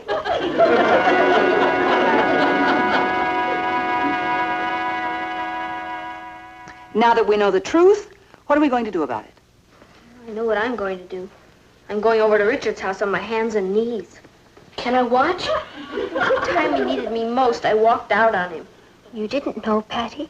All that talk about how he was interested in money and didn't care about helping people. He's the most generous boy I've ever known. It must be killing him to give up medicine. They must be desperate if they're allowing Richard to quit school and go to work. Isn't there anything we can do, Uncle Martin? I don't know, Kath. Richard's father's in the construction business. I think he's used to pretty big jobs. At a time like this, I'm sure he'd be grateful for even a small job. Well, cement walk in our patio is cracked. We don't really need a new walk, but I guess to help him out, we can let him put one in for us. Let's. And weren't Harriet and Marvin talking about putting a wall around their garden? And Sam and Celia said their driveway was full of holes. Call him, Papa, please. All right. What's his name again? Jonathan? I want to finish this stretch from here to Flagstaff by the 15th so we can move the crew up to Utah and get started on the project up there. Do you see any problems? We should be able to do it, Mr. Harrison, now that we're out of that turnpike contract. The suckers that take that over won't get more than $1 million or $2 million profit out of it. The Utah deal is 5 times as big as that. Harrison. Hello, Mr. Harrison. This is Martin Lane. Say, listen, I'm sorry to bother you so late, but I need a favor. That's all right. What can I do for you? Well, I have some cracks in my patio walk. Cracks in your patio walk? Yes, now I know you don't usually handle jobs that small, but I wonder if you could come over and take a look at it. He wants me to come over and take a look at the cracks in his patio walk. What for? What for? I'd like you to repair them, as a special favor. He wants me to repair it as a special favor. He must be broke. I'd be glad to come over and take a look at it. Well, I certainly appreciate that, Jonathan. Tell him about Sam and Celia. Oh, and some friends of mine have holes in their driveway. One of his friends has holes in his driveway. He sounds like he has holes in his head. Could be. His daughter goes with my son. Now, why don't I come over there tomorrow? I'd appreciate that. Invite him to dinner. Could we give you dinner? He wants to give me dinner. Ask him what they're having. What do you say we make it after dinner, say about 9? Fine. I'll see you then. Bye. You're going over there? Yes. Poor devil, he and his friends must be pretty hard up to go around asking for charity. That newspaper game must be pretty rough. There. What have you got there? Some fudge for Richard. What has he done wrong now? Ha ha ha. Just for that, you can't come visit us in the jungle. Promise? I bet it really happens. Why not? You can make anything happen if you want it badly enough. Maybe I'll become a nurse so I can help Richard. I can see me now at his side while he's operating. There's an emergency. Calling Dr. Harrison. Dr. Harrison, please. Come rushing down the corridor. There you are, doctor. There you are, nurse. Patient stop breathing. We're the only ones in the world who can save him. Scalpel. Scalpel. Forceps. Forceps. Oh, looks bad. Yes, it does. Good heavens. Do you know what's wrong with this patient? Yes, he has lumps. And he's not the only one. There's Mr. Harrison. Come on. And remember, they're a very proud family. No matter what he does, he's doing us a favor. Otherwise, they'd never accept it from us. Good evening, Martin. Hello, Jonathan. I certainly appreciate your taking the time to come over here. That's all right. I figured it must be pretty important to you or you wouldn't have asked me. That's right. Come in. You all know Mr. Harrison. Yes. Hello, Mr. Harrison. Good evening, Mr. Harrison. Hello, everybody. Would you like some fruit? No, thank you. Is Richard here? No, he isn't. Would you believe it? I haven't seen that boy since yesterday. Neither have I. Maybe he's run away from home. No, he would have asked to borrow the car. Well, how's the newspaper game? A little slow? Slow? Well, I suppose at this time of the year there's not too much happening. Sure, a lot of businesses are seasonal. The trick is not to let it get you down. Well, that's a wonderful philosophy. When things get tough, we just can't quit. That's right. That's a wonderful spirit. I'm glad you feel that way. And, if you'd like to take a look at the patio, it's right out this way. I'll be glad to. You'd never know it. He seems so well dressed. Keeping up a front. Poor man. You can always tell. I'm glad we're able to help him. So am I.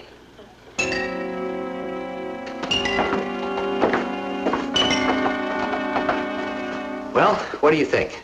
Oh, you've got cracks all right. I'll send a man over to repair them. That's really nice of you, Jonathan. Glad to help you out, Martin. Mr. Harrison, as long as you're helping us out, here's a few more jobs we have for you.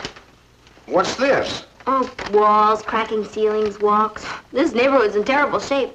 There are enough jobs to keep you busy for months. I don't do this kind of work. I'm a construction engineer. Oh, we know that. But you see, these people are very good friends of ours, and they would appreciate it if you would help them out by taking on this work. Well, if it would really help you out. Oh, it will. Well, then I'll send a crew over tomorrow. That's really a load off my mind, Jonathan. It's a load off my mind, too. Now Richard won't have to quit school. What did you say? I said, now Richard won't have to... Uh-oh. He hasn't told you yet. Richard's quitting school. Well, he was thinking about it. He never said a word to me. He's a very proud boy. If he has any problems, why doesn't he come to me? I'm a warm, understanding father. What would you have done if he told you? I'd have killed him. Why would he do a crazy thing like this, dropping out of school? Well, he was trying to help you. Help me what? Well, when Richard heard you lost all your money, the first thing he did was go out and get a job. Lost all what money? The $2 million in the paper, I suppose. In what paper? I didn't even notice it. All my small losses go through one of my holding companies. You mean you're not broke? Me? Broke? I'm too rich to go broke. Why would Richard think you lost your money? Because I have a big mouth, Mrs. Lane. Richard is always asking for something. A new car, a bigger motor. Why don't I buy a yacht? It's crazy with these kids today. In our day, give us a top and a string and we have a good time. The other night, Richard asked me to increase his allowance. No, he didn't say increase it, he said double it. Just then the phone rings and it's my superintendent. And he tells me that we're losing, how much was it? $2 million. $2 million on this little turnpike job. So I turned to Richard and I said, there you are. I've lost $2 million and I'm wiped out, and you're asking for a bigger allowance. It was a joke. Oh, he'll never make a businessman. On that tax loss alone, I'll make money. Mr. Harrison, I don't think Richard wants to be a businessman. He wants to be a doctor.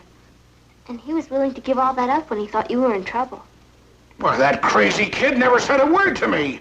When I get home, Yes? I'll give him enough money to buy his own hospital.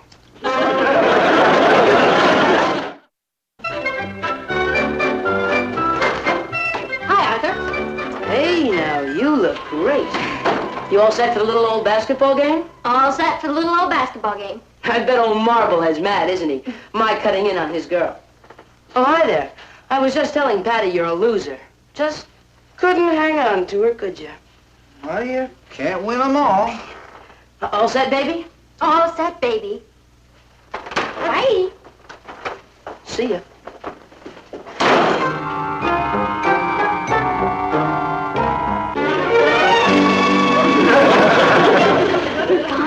Yeah.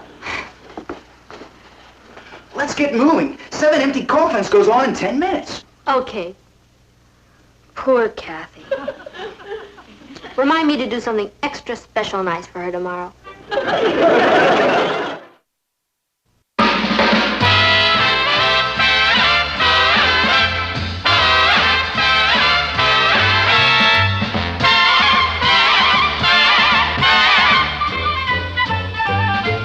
Here's Kathy, who's lived most everywhere, from Zanzibar to Berkeley Square. But Patty's only seen the sights a girl can see from Brooklyn Heights. What a crazy pair, but they're cousins, identical cousins, and you'll find they laugh alike, they walk alike, at times they even talk alike. You can lose your mind when cousins are. That if I am appointed prom chairman, I will arrange the most brilliant affair in this school's history. Here, here. You mean how? The class will dance to the coolest band in town, feast on a dazzling array of delicious refreshments, and enjoy all this in a setting decorated to look like a veritable fairyland. I thank you. Mr. President. Sue Ellen?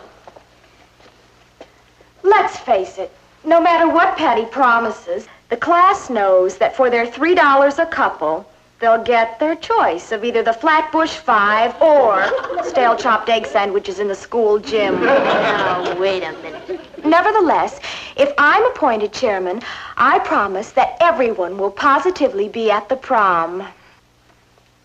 Why should they? Because my father is president of a bank, and he knows a lot of celebrities. I guarantee that one of them will appear as our guest. Patty, what have you got to say to that? Well,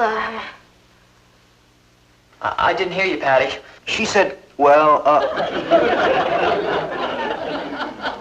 I promise that if I am appointed prom chairman, my father, Martin Lane, managing editor of the New York Chronicle, will guarantee that the guest celebrity will be the biggest single name in show business. Who's that? Who's that? I'm not at liberty to divulge that name right now.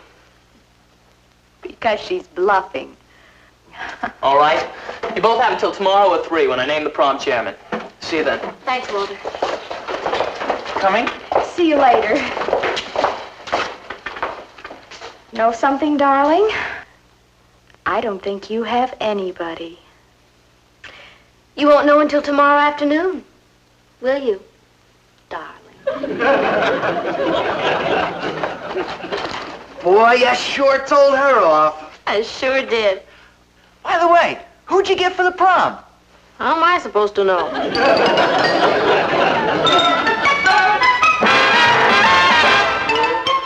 Meet Kathy, who's lived most everywhere, from Zanzibar to Berkeley Square. But Patty's only seen the sights a girl can see from Brooklyn Heights. What a crazy pair, but they're cousins, identical cousins all the way. One pair of matching bouquets, different as night and day. Where Kathy adores a minuet, the ballet russe, and crepe Suzette. Our Patty loves to rock and roll, a hot dog makes her lose control. What a wild duet, still they're cousins, identical cousins, and you find they laugh alike, they walk alike, at times they even talk alike.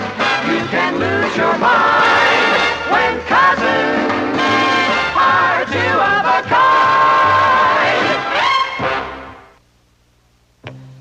And so all I need from you is one teeny-weeny little celebrity. Can't you see that, Papa? Patty, I'm no Walter Winchell. I don't come in contact with what you call celebrities. But I promised you'd come up with one. Well, then you've learned a lesson. In the future, don't make promises on behalf of other people. Patty, why is it so important that you be chairman of the dance? Because I feel I can do a better job of it. If I run it, we're gonna have a ball. If she runs it, we're gonna have a bomb. Only if I don't get a name, I'll never be able to prove that to them. You could look through the newspaper and see what celebrities are in town and call them. That's a great idea. You see, she's always thinking. Thanks, cousin. I'll do it right now. Excuse me. Kathy, why do you waste your good ideas on her? I can turn them into money. I hope she gets the chairmanship. Well, if it depends on her coming up with a celebrity, I wouldn't count on it. Oh, don't underestimate Patty, Uncle Martin. You have no idea how resourceful she is. Yes, I have, and it terrifies me. Oh. No, he wouldn't recognize my name. Well, then, would you please tell him that there's this high school prom and I'm... Hello? Hello? Hello? Snob. Bobby Darin.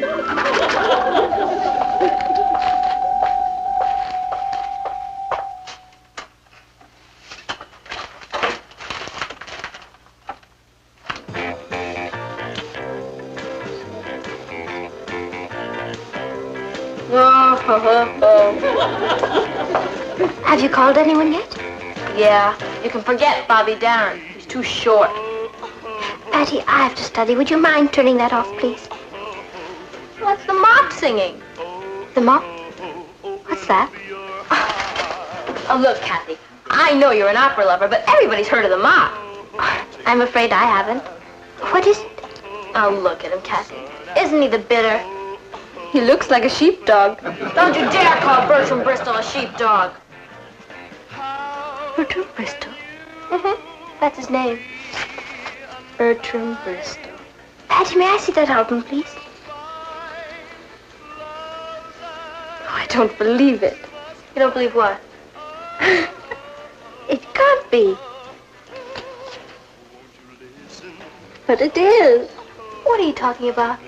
Binky Bristol. A boy I used to know. You knew the mop? Mm-hmm. When I went to school in England, we were classmates. You and Bertram Bristol? Yes. He had quite a crush on me. He always used to want to carry my books home from school. Oh, Kathy. I remember one night, he stood outside and serenaded me with his guitar. What did you do? I'm afraid I let go with a pail of water. Even then, he couldn't sing. Kathy! Oh, Binky didn't mind. Imagine. Now he's the latest fad. Bertram Bristol is no fad. Look at the paper. He just arrived in New York. Look at all the kids at his hotel. It's incredible. Oh, to be in England now that Binky's here. Well, Kathy, you are going to see him, aren't you? What for? To find out if he's still pining for you. Of course not.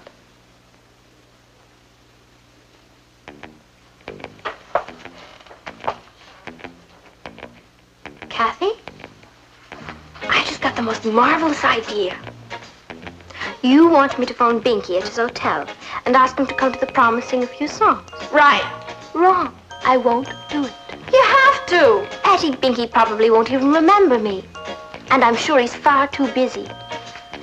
Look, Kathy, we're cousins, aren't we? And best friends. I'd do anything for you. Yes, Patty. If you were on a ship and fell overboard, wouldn't I jump in to save you? Yes, Patty. And if you were in a burning building, wouldn't I rush in to pull you out? Yes, Patty. And if you were starving, wouldn't I offer to share my last crust of bread? Yes, Patty. Then don't you think it's about time you did something for me?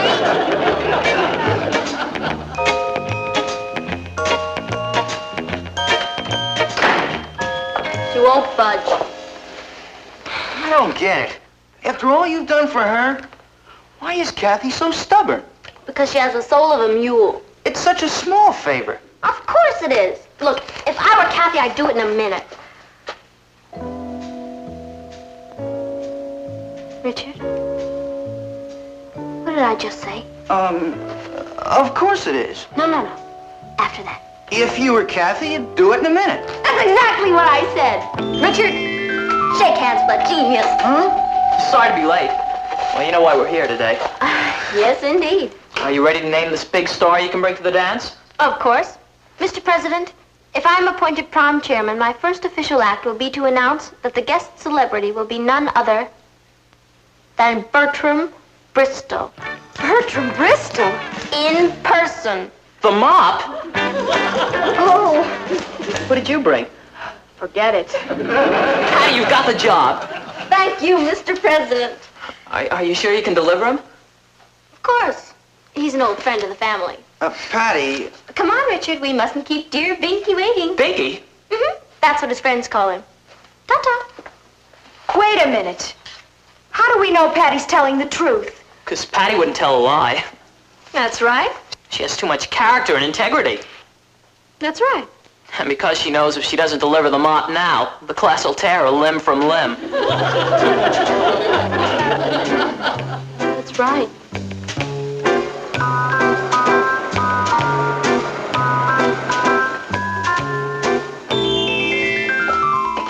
Here it is.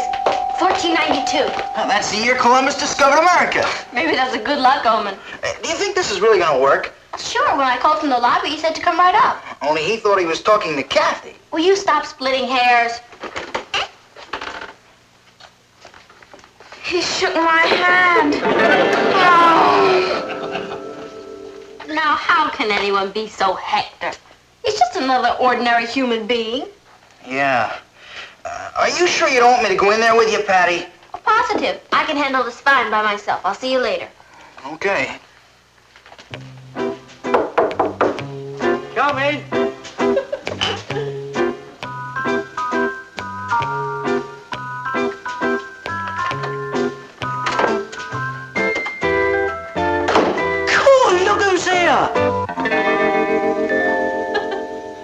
Oh, what's wrong, Kath? Nothing. It's nice to see you again, Mr. Bristol. Mr. Bristol, come on, Kath. Look, it's me, the old Binker. Yes, of course. Hello, Binky. That's more like it. Here, let's have a look at you. Oh, you're beautiful. Am I? Yeah. I like your hair, too. I love yours. Let's have a bit of a talk, shall we? Come on now. Do you want a drop of tea? No, thank you. Well, no tea? That doesn't sound like my Kathy. Oh, I'd love a cup. Yeah, of course. That's more like it. Here you are, dear. Oops. Little milk. Yeah. Well, it's been a long time, Ducks. Hasn't it, though? Do you ever hear from any of the old gang? Old gang? Yeah, you know, Addie and Pat. Oh, Addie and Pat. Do you remember that night in the hall when I tried to kiss you? Did? Well, how'd you like living here in the States, eh? I love it. I live with my father's brother, Uncle Martin. And I go to school with my cousin, Patty. What a doll. You'd love her. Yeah? Oh, I wish I had time to meet her. I think I could arrange that. Binky, my school is giving a dance and I was hoping you could drop by. Oh, I'd like that, Kath. Honest, I would. Then you come? Oh, I just haven't got the time, old girl. Oh, you could just come and say hello and then run. Oh, much too busy, Kath. You see, there's this new album and rehearsing for the telly and... Oh, cool. Blimey, there it goes again. Be back in a jiff. Oh, but...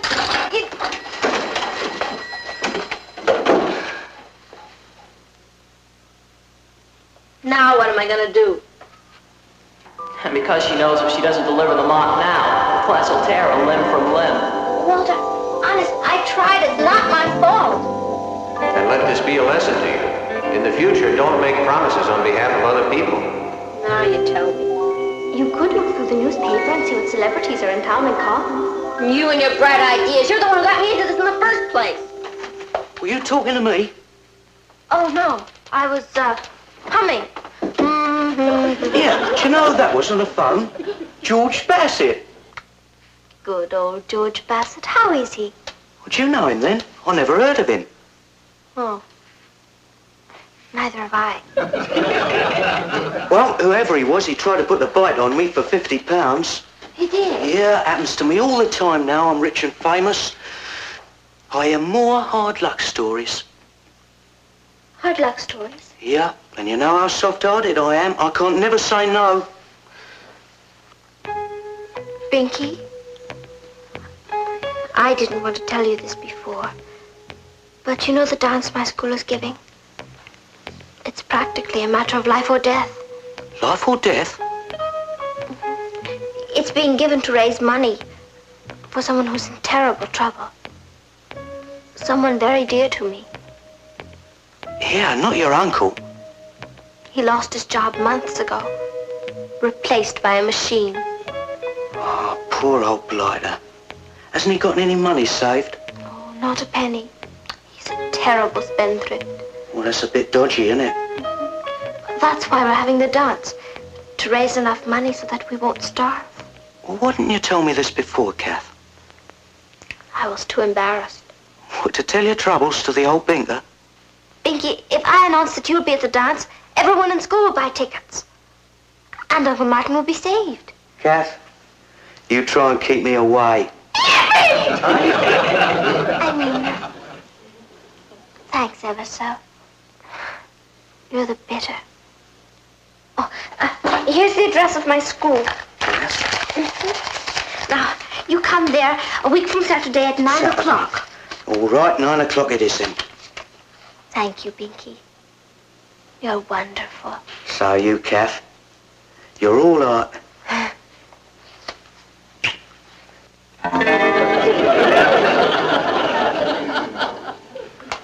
This should sell 1 million tickets. It's going to be the most successful prom the school's ever had. It sure was nice of Kathy to get him, wasn't it? Yeah. Hello, Patty. Oh, hi, Kath. We were just talking about you. Were you? Mm-hmm. Tell me, Patty, I'm dying to know, how did you ever get Bingy to agree to come? Oh, I just went over to his hotel and asked him. And he said yes, just like that? Mm-hmm.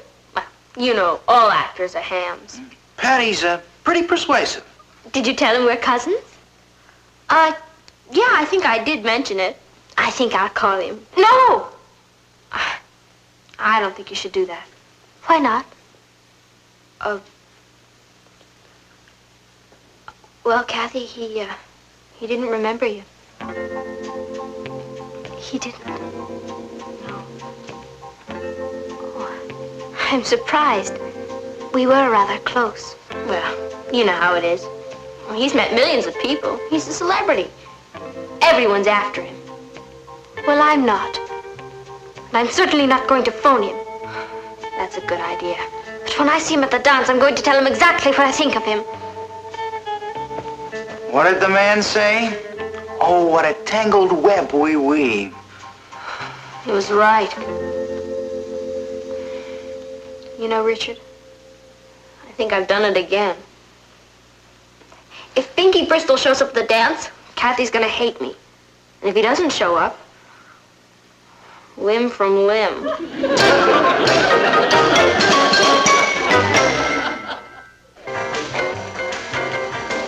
It's 9:15. He's late. I know. He's not coming. I can feel it. Why couldn't I let Sue Ellen be chairman? Why'd I get up this morning? Why was I born? Patty, cut it out. You're getting hysterical. Here he comes. Here I am, Kath. Sorry I'm late. I'll come straight on from rehearsals. Can't stop long, though. Okay. Like your hair that way. Oh, I wear it this way for parties. Oh, Binky, this is Richard Harrison. Like hi. Hi. Well, Is he yours? No, he belongs to my cousin Patty. Oh, if you wait right there, I'll go introduce you.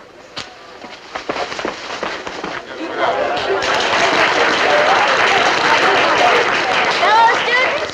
Fasten your seatbelts. He's here, the one and only Bertram Bristol.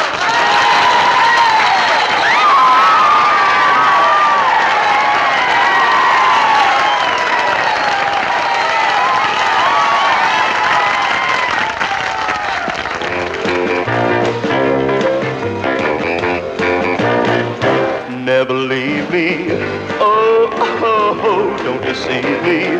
Oh, oh, oh, don't you grieve me. Oh, oh, oh, open up your heart. Don't you run out. Oh, oh, oh, take the fun out. Oh, oh, oh, put the sun out. Oh, oh, oh, open up your heart. How can you be unkind? You will find love's a game that two must play. Oh, oh, oh, oh, oh. Have a listen. Oh, oh, oh, all your kissing. Oh, oh, oh, open up your heart. Open up your heart. Open up your heart.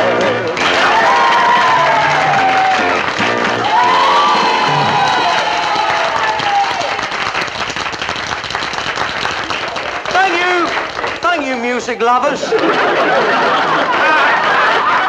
I would like to say one thing, and that is that I wouldn't have been here at all tonight if it wasn't for my dear old friend, Kathy Lane. So thanks a lot, you've been a lovely audience. Ta-ta!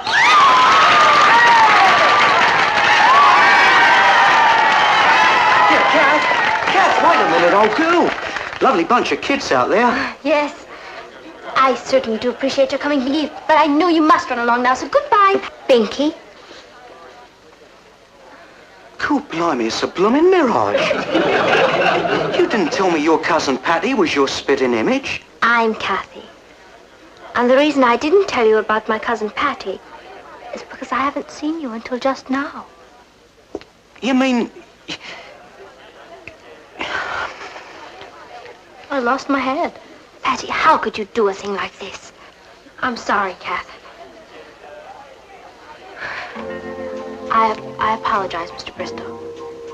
You see, when Kathy wouldn't go to see you, I couldn't figure out any other way to get to you. So I posed as Kathy. So it was you who come to my suite? And you mean to tell me you weren't going to call on your old friend Binky? Well, Binky, I thought that... You got a lot to thank your cousin for. Cool, I'm late. Come on, we can talk over old times at rehearsals. Rehearsal? Yeah, for a television show. Come on, we'd better be going now. But I... Don't fight it, Kath. 50 million women are dying to take your place. All right. Cheers, old girl. You've done a good deed.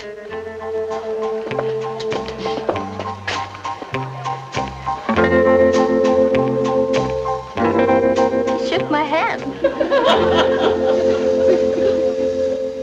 It was the best evening of my whole life. Sure were a smash. Imagine being made permanent prom chairman. Gee, who are you going to get next year? Maybe the president. You know what's so great, Rich? I pulled the whole thing off without getting in trouble. Patty! Hi, Mamo. Papa. Hi. How was the dance? A blast. Martian green. Well, that's nice. Patty, I just got this note. Now, it says, keep your chin up, Governor. And there was a check for $100 enclosed. Can you explain that?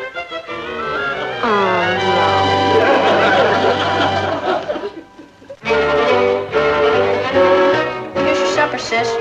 Oh, thank you, Ross. Put on it, Benton. You're lucky it isn't bread and water. I deserve it. How long are you in for? 6 months, with time out for good behavior. Oh, here comes the warden. Excuse me, son. Yes, sir. I'll go downstairs and ask Mom to bake you a cake with a file on it.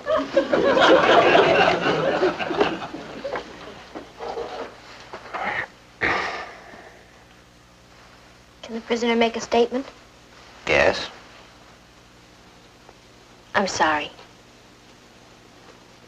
My only excuse is I got carried away.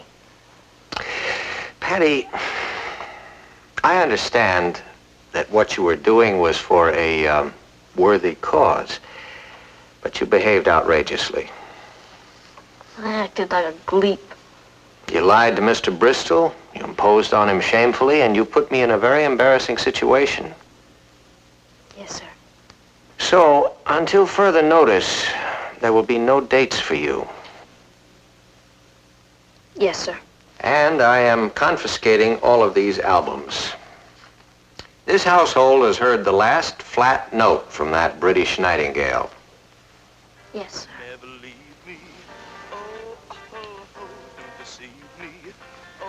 Who the devil put that on? I don't know.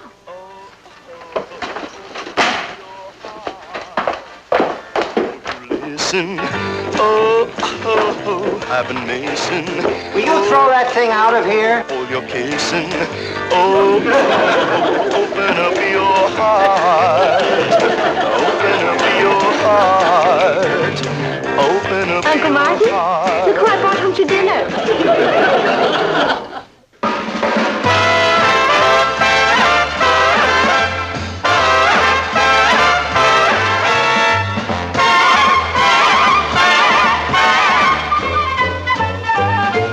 Here's Kathy, who's lived most everywhere, from Zanzibar to Berkeley Square. But Patty's only seen the sights a girl can see from Brooklyn Heights. What a crazy pair, but they're cousins, identical cousins, and you'll find they laugh alike, they walk alike, at times they even talk alike. You can lose your mind when cousins